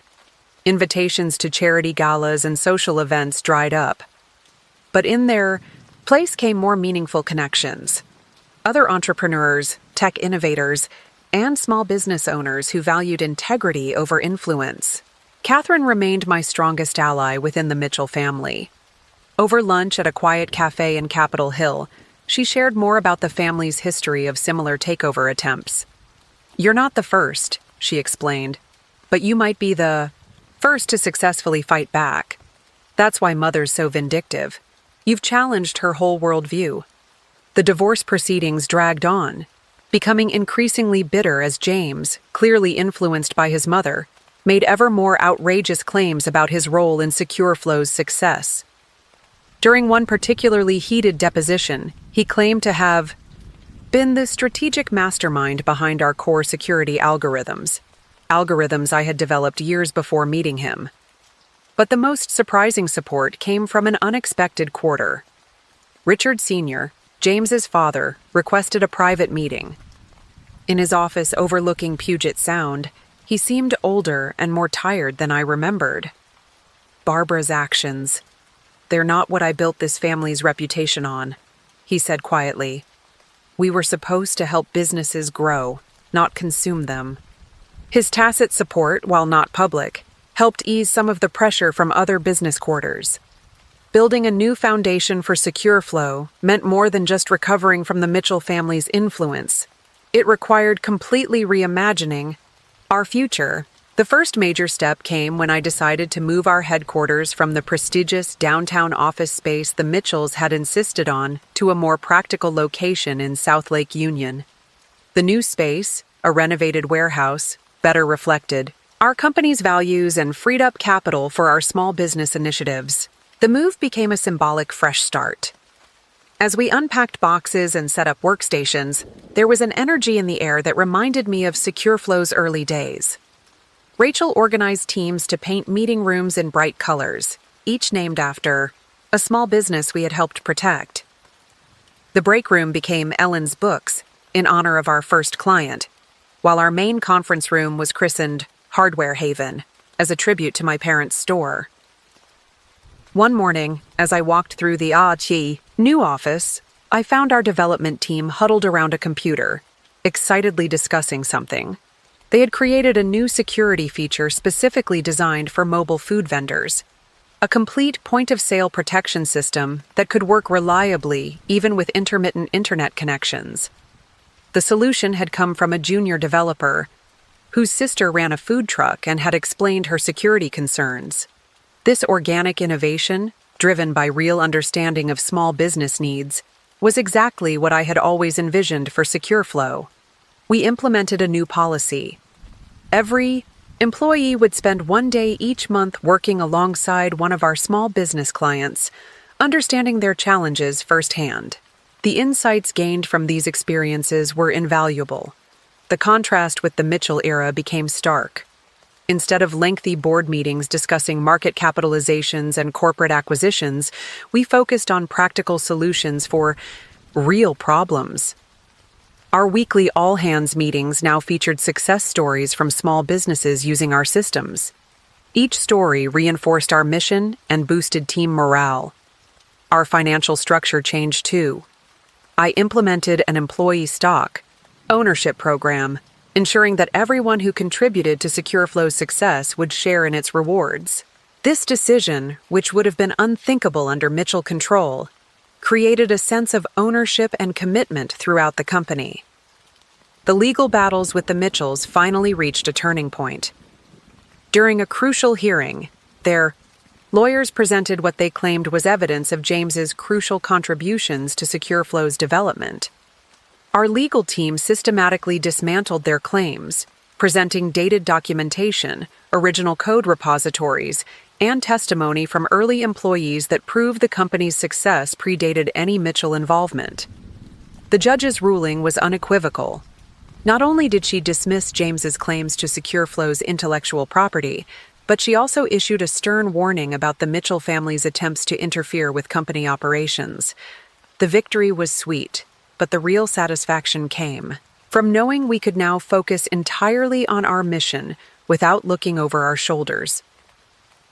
Our small business digital protection program expanded rapidly. We partnered with local chambers of commerce across the Pacific Northwest, offering workshops and affordable security solutions. The program's success attracted attention from unexpected quarters. Several large tech companies, impressed by our innovative approach, reached out to discuss collaboration opportunities. But the most significant change was in our company: culture. The fear and uncertainty that had characterized the Mitchell era was replaced by enthusiasm and creativity. Employees felt free to propose new ideas, knowing they would be evaluated on merit rather than politics. The diversity of our team increased naturally as we hired based on talent and passion rather than connections. One particular project exemplified this new direction. A team of developers, inspired by their experiences with small business owners, created a simplified security dashboard that could be understood and managed by people with minimal technical knowledge. When we unveiled it at a small business convention, the response was overwhelming. "Finally, something we can actually use," one shop owner exclaimed, tears in her eyes. The personal transformation paralleled the professional one. Free from the constant pressure to conform to Mitchell family expectations, I rediscovered my passion for hands-on problem solving. I started coding again, spending late nights working alongside our development team on particularly challenging security issues. It felt like coming home to myself. Building a new foundation for SecureFlow meant more than just recovering from the Mitchell family's influence. It required completely reimagining our future. The first major step came when I decided to move our headquarters from the prestigious downtown office space the Mitchells had insisted on to a more practical location in South Lake Union. The new space, a renovated warehouse, better reflected our company's values and freed up capital for our small business initiatives. The move became a symbolic fresh start. As we unpacked boxes and set up workstations, there was an energy in the air that reminded me of SecureFlow's early days. Rachel organized teams to paint meeting rooms in bright colors, each named after a small business we had helped protect. The break room became Ellen's Books in honor of our first client, while our main conference room was christened Hardware Haven as a tribute to my parents' store. One morning, as I walked through the new office, I found our development team, huddled around a computer, excitedly discussing something. They had created a new security feature specifically designed for mobile food vendors, a complete point-of-sale protection system that could work reliably even with intermittent internet connections. The solution had come from a junior developer whose sister ran a food truck and had explained her security concerns.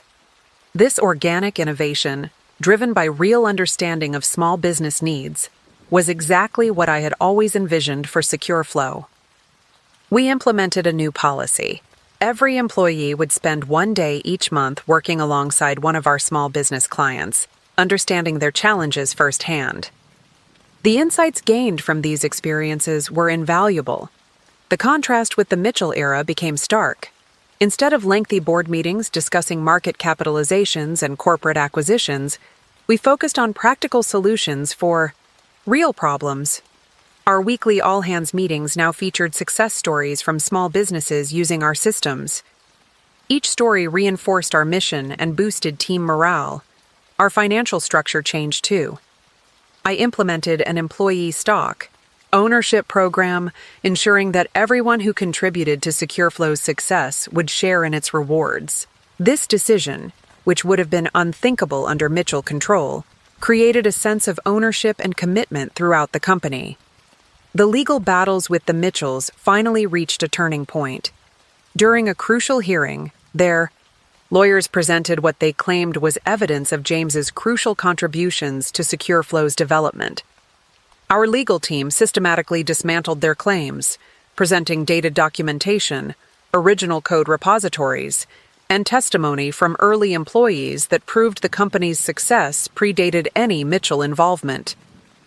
The judge's ruling was unequivocal. Not only did she dismiss James's claims to SecureFlow's intellectual property, but she also issued a stern warning about the Mitchell family's attempts to interfere with company operations. The victory was sweet, but the real satisfaction came from knowing we could now focus entirely on our mission without looking over our shoulders. Our small business digital protection program expanded rapidly. We partnered with local chambers of commerce across the Pacific Northwest, offering workshops and affordable security solutions. The program's success attracted attention from unexpected quarters. Several large tech companies, impressed by our innovative approach, reached out to discuss collaboration opportunities. But the most significant change was in our company, culture. The fear and uncertainty that had characterized the Mitchell era was replaced by enthusiasm and creativity. Employees felt free to propose new ideas, knowing they would be evaluated on merit rather than politics. The diversity of our team increased naturally as we hired based on talent and passion rather than connections. One particular project exemplified this new direction. A team of developers, inspired by their experiences with small business owners, created a simplified security dashboard that could be understood and managed by people with minimal technical knowledge. When we unveiled it at a small business convention, the response was overwhelming. "Finally, something we can actually use," one shop owner exclaimed, tears in her eyes. The personal transformation paralleled the professional one. Free from the constant pressure to conform to Mitchell family expectations, I rediscovered my passion for hands-on problem solving.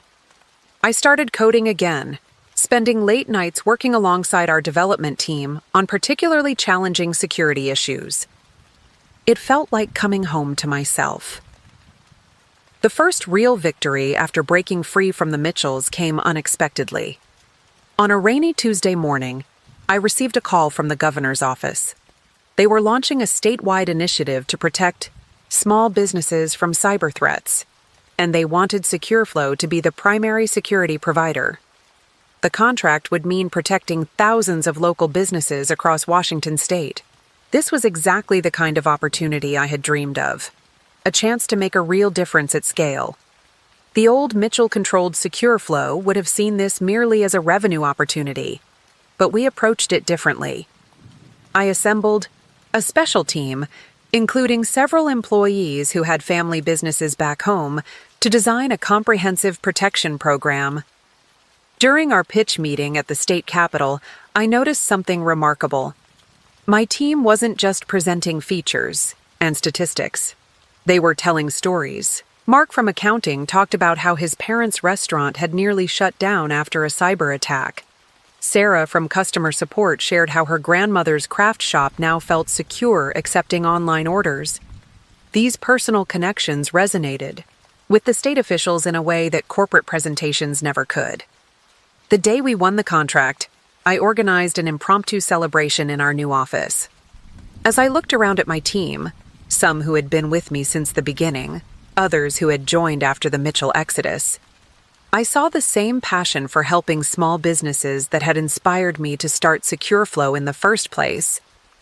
Someone had ordered pizza from the local family-owned pizzeria we'd recently helped secure their online ordering system, a small but meaningful reminder of our mission. But success brought new challenges. As word of our state contract spread, larger cybersecurity companies began taking notice. Several attempted to poach our key employees with promises of higher salaries and stock options. Others tried to undercut our prices in the small business market. One particularly aggressive competitor even attempted to spread rumors about our stability, suggesting that the Mitchell family's departure had left us vulnerable. Instead of panicking, we turned these challenges into opportunities. When competitors tried to poach our talent, we responded by implementing an innovative profit-sharing model that gave employees a direct stake in our success. When they undercut our prices, we enhanced our service offerings, proving that value meant more than just cost. The rumors about our stability were countered by transparent financial reporting and glowing testimonials from our growing client base. One morning, I found an email in my inbox that made me pause. It was from a small business owner in Spokane who had recently implemented our security system. Her family-owned bookstore had been targeted by ransomware, but our protection had prevented any damage. "You saved not just our business," she wrote, "but 3 generations of our family's dreams." I printed that email and hung it in our main conference room as a reminder of why we fought so hard to maintain our independence. Our success began attracting attention from unexpected quarters. Tech magazines that had previously focused on larger corporations started featuring stories about SecureFlow's innovative approach to small business security. Industry analysts who had dismissed us during the Mitchell era now praised our community-focused business model as the future of cybersecurity. The most satisfying moment came when we launched our Small Business Security Scholarship Program. For every 10 paying clients, we would provide free security services to one struggling small business that couldn't afford protection. The idea had come from our team during a brainstorming session, and it perfectly embodied our company's values. Rachel Chen, who had stood by me through the darkest days of the Mitchell crisis, led the scholarship program. She personally reviewed applications, often staying late to video chat with business owners across different time zones. "Every story reminds me of why we fought so hard," she told me one evening, her desk covered with applications. "These aren't just businesses we're protecting, they're families, dreams, legacies." The program's first recipient was a family-owned pharmacy in a small town outside Seattle. They had been hit hard by competition from large chain stores and couldn't afford to upgrade their security systems.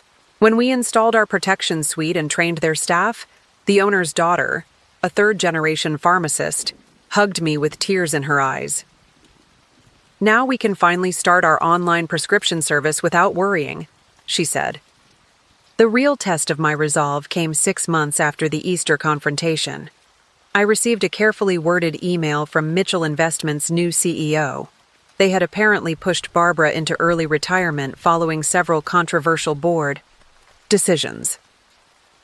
The email proposed a reconciliation meeting to discuss potential future collaboration. They offered to buy a minority stake in SecureFlow at an extremely generous valuation.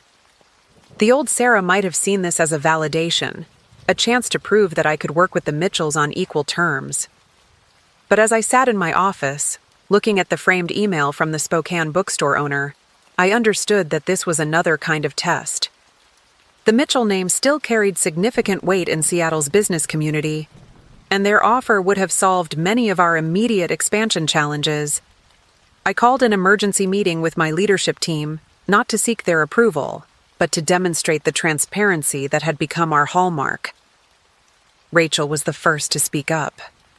"They'll say it's just a minority stake now, but we know how this story ends," she said, her voice firm. Others nodded in agreement, sharing stories of how our independence had allowed us to better serve our clients. My response to Mitchell Investments was brief but clear. SecureFlow's mission and independence are not negotiable. We're not interested in any level of investment that could compromise our commitment to small business security. I copied Barbara. On the email, knowing she would understand the message, we weren't just rejecting their money, we were rejecting their entire approach to business. The aftermath of this decision brought unexpected allies. Several venture capital firms, impressed by our stance, reached out with no-strings-attached investment offers. More importantly, our existing clients rallied around us. The small business community, hearing about our rejection of Mitchell money, began actively promoting SecureFlow through their networks. During this period, I received another kind of test, a lunch invitation from James. He had apparently started his own venture capital firm, separate from his family's business. "I've learned from my mistakes," he wrote. "I want to make amends." The invitation stirred up complicated emotions. Part of me wanted to believe he had changed, that he had found his own path away from his mother's influence. I agreed to meet him at a neutral location, a small cafe far from both our usual haunts. James looked different, somehow less polished than I remembered. He spoke about his new venture, his realizations about his mother's controlling nature, his regret over not supporting me. For a moment, I almost believed him. Then he mentioned his new firm's interest in companies like SecureFlow. The familiar gleam appeared in his eyes as he talked about market expansion and corporate partnerships. It was the same old Mitchell playbook, just with a different cover. I finished my coffee, declined his investment offer, and left, feeling strangely light. The last tie to my old life had been severed. That evening, I called a company-wide meeting. Standing before my team, I shared the story of both offers and our rejection of them. SecureFlow's strength isn't in our market value or our growth potential, I told them. It's in our commitment to protecting small businesses, in our understanding that security isn't just about technology, it's about preserving people's dreams.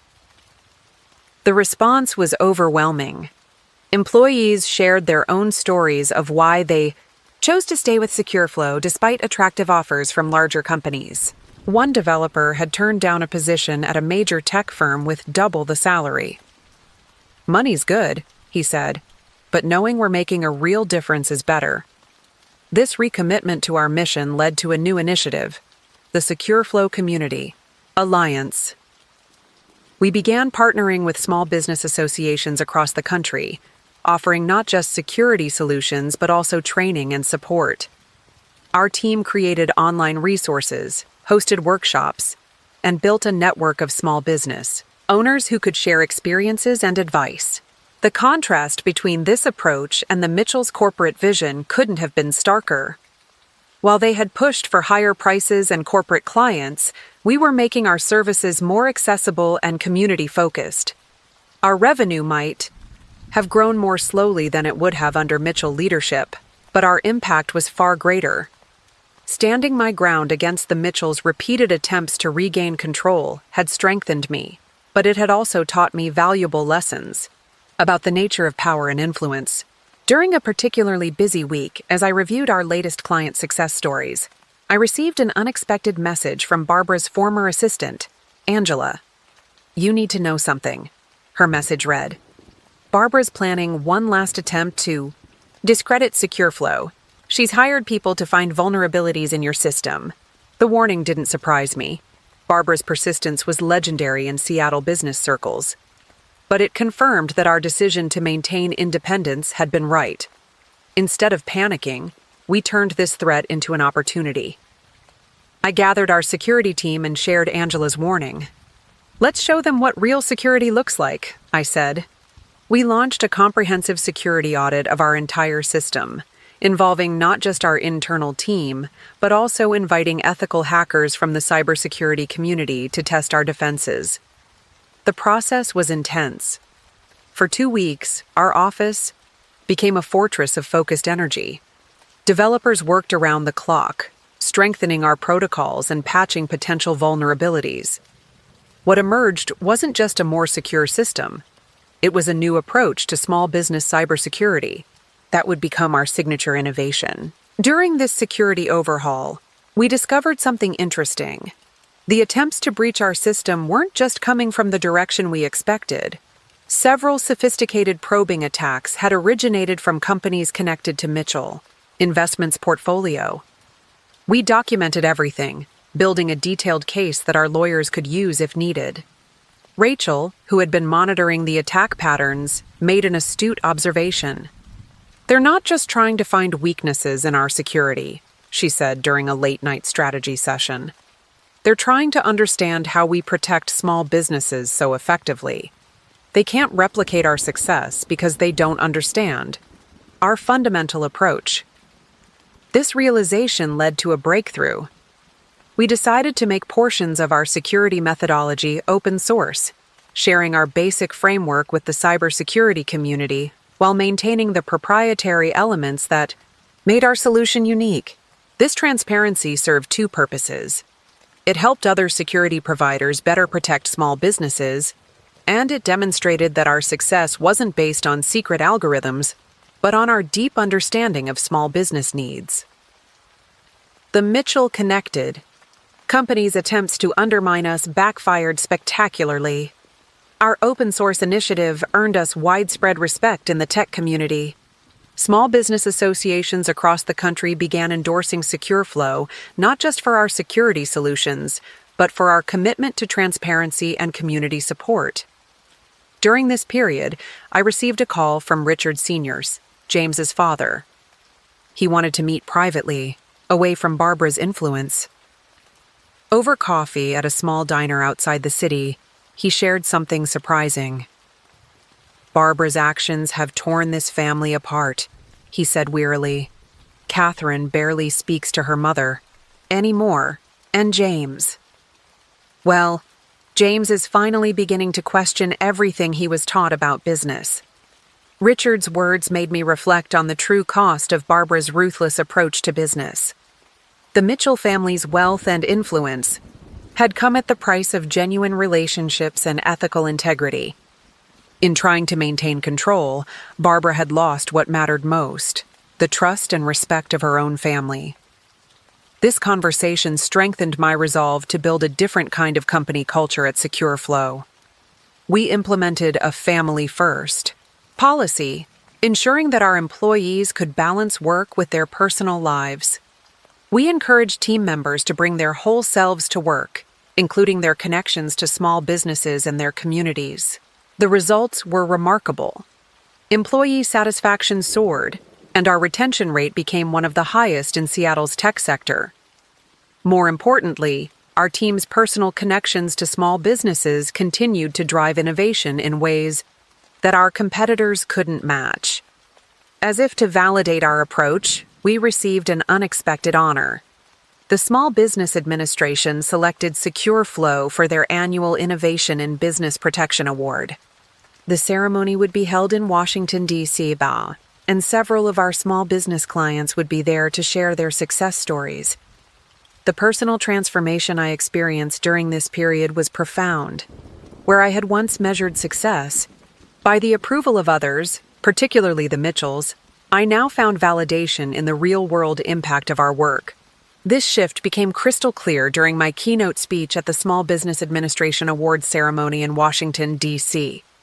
Standing at the podium, looking out at an audience filled with small business owners and entrepreneurs, I shared not just SecureFlow's story, but the larger message it represented.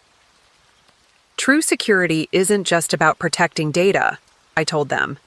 It's about protecting dreams, protecting legacies, protecting the very foundation of our communities. In the audience, I spotted Ellen Martinez, our first client, who had flown in specially for the ceremony. Her bookstore had grown from a single location to 3 stores across Seattle, all protected by SecureFlow's systems. Next to her sat other business owners whose stories had become intertwined with ours. The food truck owner who helped us develop our mobile security solution, the family pharmacist who was our first scholarship recipient, and dozens more. After the ceremony, during the reception, I found myself surrounded by entrepreneurs sharing their stories of resistance against corporate pressure. A woman who owned a chain of local coffee shops had fought off numerous takeover attempts. Third-generation hardware store owner had maintained independence despite aggressive competition from national chains. Each story reinforced that our fight against the Mitchells had been about something much larger than one company's control. The next morning, I received an email that brought everything full circle. A young software developer named Maya wrote about how SecureFlow's story had inspired her to reject a buyout offer from a large tech corporation.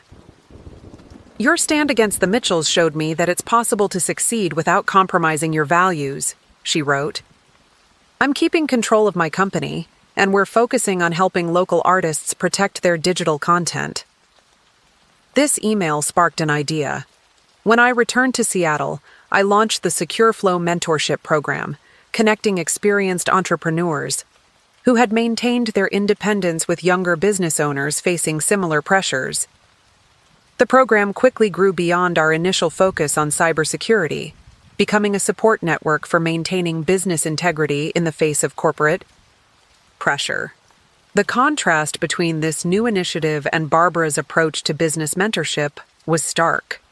Where she had used mentorship as a tool for control and influence, we created a collaborative network of mutual support. The program's success attracted attention from business schools, leading to partnerships with several universities interested in studying ethical entrepreneurship. During this period, I received unexpected news about the Mitchell family. Catherine had officially resigned from Mitchell Investments to start her own venture capital firm focused on supporting women-led technology companies. Her first public statement included a thinly veiled criticism of traditional corporate takeover practices. Barbara's response was predictable. She attempted to freeze Catherine's access to family resources, just as she had tried to do to me. Catherine and I met for coffee shortly after her announcement. The dynamic between us had shifted completely. We were no longer in-law and family member, but 2 women who understood the cost and value of standing up for their principles. You showed me it was possible, she said. Watching you defend, SecureFlow made me realize I didn't have to accept Mother's version of success. The ripple effects of our stand against the Mitchells continued to spread through Seattle's business community. Other family-owned businesses began openly resisting pressure to sell to larger corporations. A group of local tech startups formed, an alliance committed to maintaining their independence and ethical principles. SecureFlow's story had become a catalyst for a larger movement toward business integrity. This period of growth and influence brought new challenges, but they were different from the ones we'd faced under Mitchell pressure. Instead of fighting to maintain control, We were working to scale our impact while staying true to our mission. Each decision was measured not by its effect on our bottom line, but by its alignment with our commitment to protecting small businesses. With our newfound strength and stability came unexpected opportunities to make a broader impact. One morning, I arrived at the office to find Rachel excitedly waving a report. She and her team had discovered a pattern in recent cyber attacks targeting small businesses across the country. They weren't random incidents, but part of a coordinated effort to force small businesses to purchase overpriced security services from larger corporations. This discovery ignited a fire in all of us. We had faced similar tactics from the Mitchells, and now we had a chance to prevent others from experiencing the same pressure. I called an emergency meeting of our leadership team, and within hours, we had outlined what would become our most ambitious initiative yet: the Small Business Protection Alliance. The alliance would bring together independent security firms, small business associations, and tech advocacy groups to combat predatory practices in the cybersecurity industry. We offered our research, resources, and expertise, but deliberately chose not to lead the alliance. This wasn't about SecureFlow's prominence, but about creating a sustainable support network for small businesses. During the alliance's first meeting, held in our South Lake Union office, I noticed something remarkable. Representatives from companies that had once competed fiercely were now collaborating on solutions. A woman who ran a small security firm in Portland shared how she'd resisted acquisition attempts from larger corporations. "They told me I couldn't survive independently," she said, "but SecureFlow proved them wrong." The alliance's first major victory came when we exposed a scheme by a large security conglomerate to artificially inflate the cost of basic security services. Our collective research and documentation led to a federal investigation and eventual reform of industry pricing practices. The Mitchell family's name appeared in several internal documents we uncovered, though Barbara had been careful to maintain plausible deniability. This success attracted attention from unexpected quarters. Several state attorneys general reached out for consultation on protecting small businesses from predatory security practices. I found myself testifying before state legislatures, sharing not just SecureFlow's story, but the broader pattern of corporate pressure on independent businesses. During one such testimony, I spotted James in the audience. He had lost the polished look I remembered, appearing more thoughtful and subdued. Later, I learned he had started working with small business advocacy groups, perhaps trying to redeem himself from his role in his mother's schemes. While I couldn't forget the past, I felt a quiet satisfaction in seeing this change. The Alliance's work led to a fundamental shift in how we approached security at SecureFlow. Beyond just protecting individual businesses, we began developing tools and protocols for community-wide security networks. Small businesses in the same neighborhood could share threat intelligence and resources, creating a collective defense system that was both more effective and more affordable than traditional corporate solutions. Our development team, inspired by this community approach, created what we called the Digital Neighborhood Watch, a collaborative security platform that allowed small businesses to protect each other while maintaining their independence. The system was a perfect embodiment of everything we had learned through our struggles with the Mitchells. Strength comes not from size or control, but from cooperation and shared values. During the platform's beta testing, we worked with a group of family-owned businesses in Seattle's International District. Watching these diverse businesses, from traditional herbal medicine shops to modern fusion restaurants, work together to protect their digital assets was incredibly moving. They understood something the Mitchells never had. True security comes from community, not control. The success of these initiatives brought validation in an unexpected form. Several business schools began using SecureFlow as a case study in ethical business practices and community-based security solutions. I was invited to give guest lectures, sharing not just our technical innovations, but the philosophical principles that drove our success. The major breakthrough came during a routine security audit of our systems. Our team discovered a unique pattern in how small businesses were being targeted by cybercriminals. Instead of random attacks, there was a systematic approach focusing on businesses during their most vulnerable periods, typically during digital transitions or expansions. This insight led to our most innovative solution yet: predictive security protocols. I gathered our core development team for an intensive 2-week sprint. We worked around the clock, fueled by excitement and purpose, developing an AI-powered system that could anticipate potential security threats based on a business's growth patterns and operational changes. What made this system revolutionary wasn't just its technical sophistication, but its accessibility to small business owners. During the final testing phase, we invited 20 small businesses to pilot the system. Among them was a family-owned bakery that was expanding into online orders. The owner, Maria Santos, had been hesitant to digitize her business due to security concerns. "My grandmother's recipes are our most valuable asset," she explained. "I can't risk losing them to hackers." Our predictive system not only protected Maria's digital assets, but also guided her through each step of her business's digital transformation. When she successfully launched her online ordering platform without a single security incident, the joy in her voice during our follow-up call reminded me exactly why we had fought so hard to maintain SecureFlow's independence. The success of The pilot program attracted attention from unexpected places. Several major tech publications ran features on our innovative approach. But the most surprising response came from Barbara Mitchell herself. She sent a formal letter to SecureFlow's board, acknowledging that her previous assessment of our business model had been short-sighted. The letter didn't include an apology. Barbara would never go that far. But its admission of error spoke volumes. More importantly, it signaled to Seattle's business community that the war was truly over.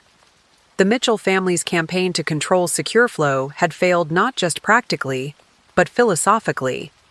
This vindication came with a new set of challenges. As our reputation grew, larger corporations began mimicking our community-based approach to security, but they missed the essential element that made our system work: the genuine commitment to small business success. Their corporate versions felt hollow, lacking the personal understanding that came from our deep connections with the small business community. During this period, I received an invitation to speak at a major tech conference in San Francisco. My keynote would follow presentations from CEOs of some of the world's largest tech companies. As I prepared my speech, I reflected on how different my message would be from theirs. While they would talk about market capitalization and corporate acquisitions, I would speak about protecting family businesses and preserving community values. The morning of the conference, I walked onto the stage carrying a simple leather notebook, the same one I had used to sketch out SecureFlow's first security protocols in my parents' hardware store.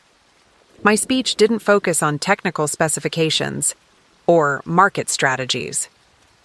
Instead, I shared stories.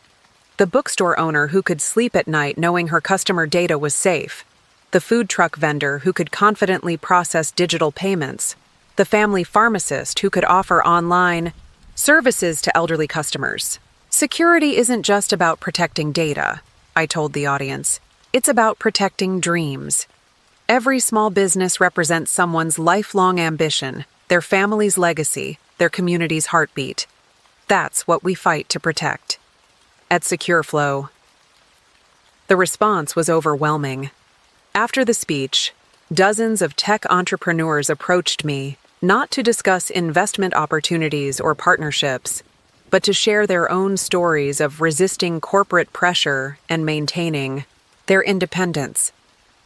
Many had followed SecureFlow's battle with the Mitchells and found inspiration in our stand. The full circle moment came when I received an invitation to speak at my old high school in Twin Falls.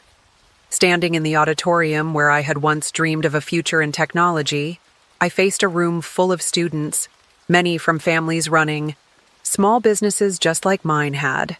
The experience was both humbling and inspiring. Before my speech, I visited my parents' old hardware store, now run by a young couple who had modernized it while maintaining its community-focused character. They were using SecureFlow's security systems, though they didn't know their visitor was the company's founder. Watching them help customers with the same care and attention my parents had shown made me realize how far we'd come from the days when the Mitchells tried to turn SecureFlow into just another corporate entity. During the visit, I learned that the store owners had recently fought off a buyout attempt from a national chain. They'd used resources from our Small Business Protection Alliance to maintain their independence. "We believe local businesses are the heart of this community," the wife told me, unaware of how deeply her words resonated with my own journey. Back in Seattle, I found our office buzzing with excitement over a new initiative. Our team had developed a program to help small businesses transition between generations, a critical period when many family enterprises become vulnerable to corporate takeovers. The project had personal meaning for many of our employees who had watched their own family businesses struggle with succession planning. Rachel had spearheaded this project, drawing on her experience helping her parents protect their restaurant's digital assets. "Every family business has its own story," she explained during the project presentation. "Our job isn't just to provide security, it's to help these stories continue." The program included not just technical security measures, but also guidance on preserving business knowledge and values across generations. We partnered with family business consultants, legal experts, and financial advisors to create a comprehensive support system. The goal was to ensure that family businesses could maintain their independence while adapting to changing technologies. During the program's pilot phase, we worked with a third-generation jewelry store in Seattle's Pike Place Market. The current owner was preparing to hand the business to his daughter, who wanted to expand their online presence while maintaining the personal touch that had made them successful. Our team helped them develop security protocols that protected both their physical and digital assets, while preserving their traditional business relationships. The success of this program led to an unexpected reconciliation. Catherine Mitchell approached me about partnering with her new venture capital firm to support family business transitions. Her approach was different from her mother's. She understood the value of preserving independence while providing support for growth. Our collaboration with Catherine's firm showed how business relationships could work when based on mutual respect rather than control. We provided security expertise while her firm offered financial guidance, but all decisions remained with the business owners themselves. It was everything the Mitchell family's original involvement with SecureFlow should have been. This period of growth and innovation brought a personal realization. The Mitchells' attempt to take over SecureFlow, while painful at the time, had ultimately strengthened both the company and my own resolve. Every small business we helped protect, every family legacy we helped preserve, was a vindication of our stand for independence. One afternoon, I received an email from James. He had started a nonprofit focused on promoting ethical business practices, a clear departure from his family's traditional approach. While I appreciated the change in him, his message reinforced how right I had been to protect SecureFlow's independence. Some transformations can only happen when we stand firm in our values. The most satisfying moments came from unexpected sources. A group of computer science students from my alma mater had created a case study of SecureFlow's resistance to corporate takeover. Their professor invited me to speak to the class, where I found young entrepreneurs eager to learn how to build businesses that balanced profit with purpose. Success brought new possibilities I had never imagined during the dark days of the Mitchell conflict. SecureFlow had not just survived, we had created a new model for ethical business growth. Our revenues had tripled since breaking free from the Mitchell influence, but more importantly, we had protected over 10,000 small businesses across the country. One morning, I arrived at the office to find an unexpected visitor, Richard, senior-eyed, looking noticeably aged but more relaxed than I'd ever seen him. He had officially retired from Mitchell Investments and wanted to share something important. "I've been watching what you've built," he said, settling into a chair in my office. It's what I always wanted our family business to be, something that helps others succeed rather than consuming them. His words carried the weight of decades of regret. He shared stories of other entrepreneurs Barbara had pushed out over the years of promising businesses that had lost their soul under Mitchell control. "But you," he said, his eyes bright, "you showed there's another way. You've inspired a whole new generation of business leaders." This conversation led to an innovative partnership. Richard Sr. had maintained connections with numerous businesses that had sold to Mitchell Investments over the years. Many of them wanted to regain their independence but lacked the resources and support to do so. Together, we created the business Restoration Fund, helping these companies restructure and return to independent ownership. The fund's first success story was a local coffee roasting company that had sold to the Mitchells 5 years earlier. Under corporate control, they had lost their community focus and quality had suffered. With our help, the original owner's daughter repurchased the business and restored its commitment to sustainable, local coffee sourcing. Within 6 months, their customer base had doubled. During this period, SecureFlow's innovation continued to evolve. Our development team, inspired by the Business Restoration Fund's mission, created specialized security tools for companies transitioning back to independent ownership. These tools protected not just their digital assets, but also their customer relationships and business processes during the crucial transition period. The impact of our work extended beyond individual businesses. We began seeing entire neighborhoods revitalize as local businesses regained their independence and community focus. In Seattle's Ballard district, a group of restored businesses formed a mutual support network, sharing resources and knowledge while maintaining their unique identities. One particularly meaningful project involved helping a family pharmacy chain reclaim its independence from a national corporation. The owner's grandfather had started the business in the 1950s, and watching the current generation restore its community-focused approach brought everything full circle. They became one of our strongest advocates, sharing their story with other businesses facing similar pressures. Our success attracted attention from business schools and economists studying alternative models of corporate growth. They were particularly interested in how SecureFlow had maintained rapid growth while staying true to our mission of protecting small businesses. Several universities began incorporating our story into their ethics and entrepreneurship curricula. The most significant validation came from an unexpected source. A major technology industry association, traditionally dominated by large corporations, created a new award category for community-focused innovation, inspired by SecureFlow's approach. When they asked me to chair the selection committee, I saw it as an opportunity to highlight other companies choosing independence over corporate consolidation. During this period, I received news about Barbara Mitchell. She had retired completely from business life, her influence in Seattle's corporate world finally waning. The last time I saw her was at a charity event. She seemed smaller somehow, less intimidating. When our eyes met across the room, she gave me a slight nod, perhaps the closest thing to acknowledgement I would ever receive. The contrast between her legacy and what we had built at SecureFlow couldn't have been clearer. While the Mitchell empire had been built on accumulating control, we had created success by empowering others to maintain their independence. Our growth hadn't come at the cost of others' dreams. It had helped those dreams flourish. The lessons learned through our struggle with the Mitchells began to crystallize into something larger than just business principles. During a leadership retreat at a small mountain lodge outside Seattle, our team reflected on the journey and what it meant for the future of business ethics in the digital age. The retreat location wasn't chosen randomly. It was a family-owned lodge that had been using SecureFlow's system since our early days.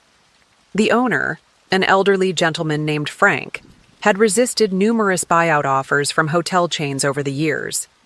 "Some things are worth more than money," he told us over breakfast. "Like watching my grandchildren learn to run this place the way their great-grandparents did." During our sessions, we documented the key insights that had emerged from our experience. First and foremost was the understanding that true security went beyond protecting data. It meant protecting the independence and values that made each business unique. We had learned this through our own fight with the Mitchells, and now we were helping others apply these lessons. One evening, as we gathered around the lodge's fireplace, Rachel shared a story that captured everything we had fought for. Her parents' restaurant, which had once been on the verge of selling to a chain, was now thriving as an independent business. They had used our security systems to modernize their operations while maintaining their traditional recipes and personal service. "That's what SecureFlow really protects," she said, "the ability to grow without losing your soul." This conversation sparked a new initiative, the Digital Independence Project. We began documenting success stories from businesses that had maintained their independence while embracing technological change. These weren't just security case studies. They were roadmaps for other small businesses facing similar challenges. The project's first publication featured stories from across the country. A family-owned bookstore that had successfully competed with online retailers. A local grocery chain that had modernized without losing its community focus. A craft brewery that had expanded while maintaining its independent spirit. Each story reinforced what we had learned in our own battle, that independence and growth weren't mutually exclusive. During this period, I received an invitation to join a prestigious business leadership council. Years ago, under Mitchell influence, I would have seen this as validation. Now, I recognized it as an opportunity to advocate for small business protection at a higher level. At my first council meeting, I challenged the assumption that corporate consolidation was inevitable in the digital age. Our experience had shown that there was another path. Through the Digital Independence Project, we were proving that small businesses could thrive in the modern economy while maintaining their unique character. The key was providing them with the right tools and support, exactly what the Mitchells had tried to prevent us from doing. The project's impact spread beyond our initial expectations. Business schools began incorporating our case studies into their curricula. Policymakers consulted our research when developing small business protection regulations. Even former Mitchell allies reached out to learn more about our approach to sustainable, independent growth. One particularly meaningful moment came when a young entrepreneur approached me after a conference presentation. She had been pressured to sell her startup to a larger corporation, but had resisted after reading about SecureFlow's story. "You showed me that standing your ground isn't just about being stubborn," she said. "It's about protecting something valuable."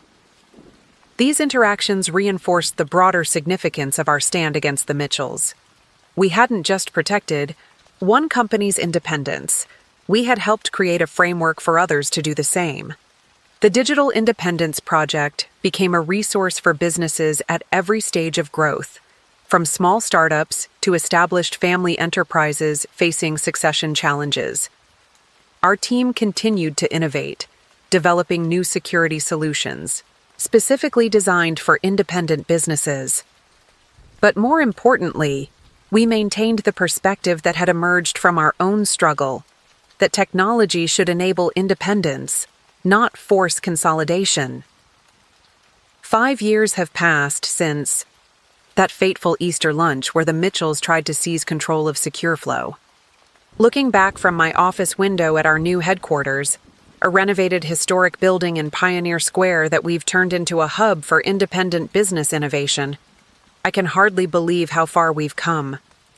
SecureFlow has grown beyond my wildest dreams, but not in the way the Mitchells had envisioned. Instead of becoming another corporate giant, we've become the backbone of a movement supporting independent business survival in the digital age. Our security systems now protect over 50,000 small businesses nationwide, each maintaining its unique character while competing effectively in the modern economy. Last week, I received an unexpected package. Inside was a handwritten letter from Seed Barbara Mitchell. Her words were careful, measured, but carried an unmistakable tone of acknowledgement. You proved me wrong, she wrote. The success you've achieved while maintaining your principles has made me question everything I believed about business. Coming from Barbara, this was as close to an apology as one could expect. The timing of her letter was peculiar, arriving just as we launched our most ambitious project yet, the Small Business Digital Independence Institute. The institute, housed in our headquarters building, serves as both a training center and a think tank, helping small businesses navigate the challenges of digital transformation while maintaining their independence. During the institute's opening ceremony, I looked out at the audience and saw faces that told the story of our journey. Ellen Martinez, our first client, now running a successful chain of independent bookstores. Rachel Chen, who had stood by me during the darkest days, now heading our innovation department. Catherine Mitchell, who had broken free from her family's influence to support ethical business practices. Even James was there, sitting quietly in the back. We had reached a kind of peace over the years. He now runs a small consulting firm helping family businesses with succession planning, a complete departure from his Mitchell heritage. Sometimes, the best revenge is inspiring your adversaries to change. The Institute's first initiative focuses on something deeply personal to me, helping family businesses transition to the next generation without losing their independence. We've created a comprehensive program that combines cybersecurity with business preservation strategies, ensuring that family legacies can continue in the digital age. Looking around my office, I see reminders of our journey everywhere. The framed email from that Spokane bookstore owner, the whiteboard where we planned our defense against the Mitchell takeover, a photo of our team celebrating our first major contract after breaking free. But my favorite item is a simple plaque on my desk that reads, "Independence is not the absence of connection, but the presence of choice." SecureFlow's story has become a case study in business schools across the country, not just for our technical innovations, but for proving that ethical business practices and success aren't mutually exclusive. We've shown that standing firm for your principles, even in the face of overwhelming pressure, can lead to a different kind of growth, one that lifts up an entire community. Today, when I mentor young entrepreneurs, I share not just the story of our triumph over the Mitchells, but the deeper lessons we learned, about how true security isn't just about protecting data, but about preserving the heart and soul of independent businesses, about how success doesn't have to come at the cost of your values, about how sometimes the hardest challenges lead to the most meaningful victories. As I write these final thoughts, I'm preparing for a meeting with a group of small business owners facing similar pressures to what we faced. Their stories are different, but the core challenge is the same: maintaining independence in a world that increasingly pushes for consolidation and control. I'll tell them what I've learned, that independence isn't just about ownership. It's about the freedom to stay true to your values, to serve your community in your own way, to write your own story. The Mitchells taught me this lesson, though not in the way they intended. Their attempt to take control of SecureFlow didn't weaken us. It showed us exactly who we were and what we were fighting for. And that fight continues, not just for SecureFlow, but for every independent business trying to maintain its unique character in an increasingly homogenized world. Our story isn't just about winning against corporate takeover. It's about proving that there's another way to succeed, one that preserves the dreams and values that make each business special. That's the real legacy of our stand against this for Mitchells, not just protecting one company's independence, but helping create a future where many more can do the same. Thank you so much for listening all the way to the end. I truly appreciate you spending this quiet moment with me. May you have a deep, peaceful sleep tonight. After this little story I shared with you, sweet dreams, and until next time, good night.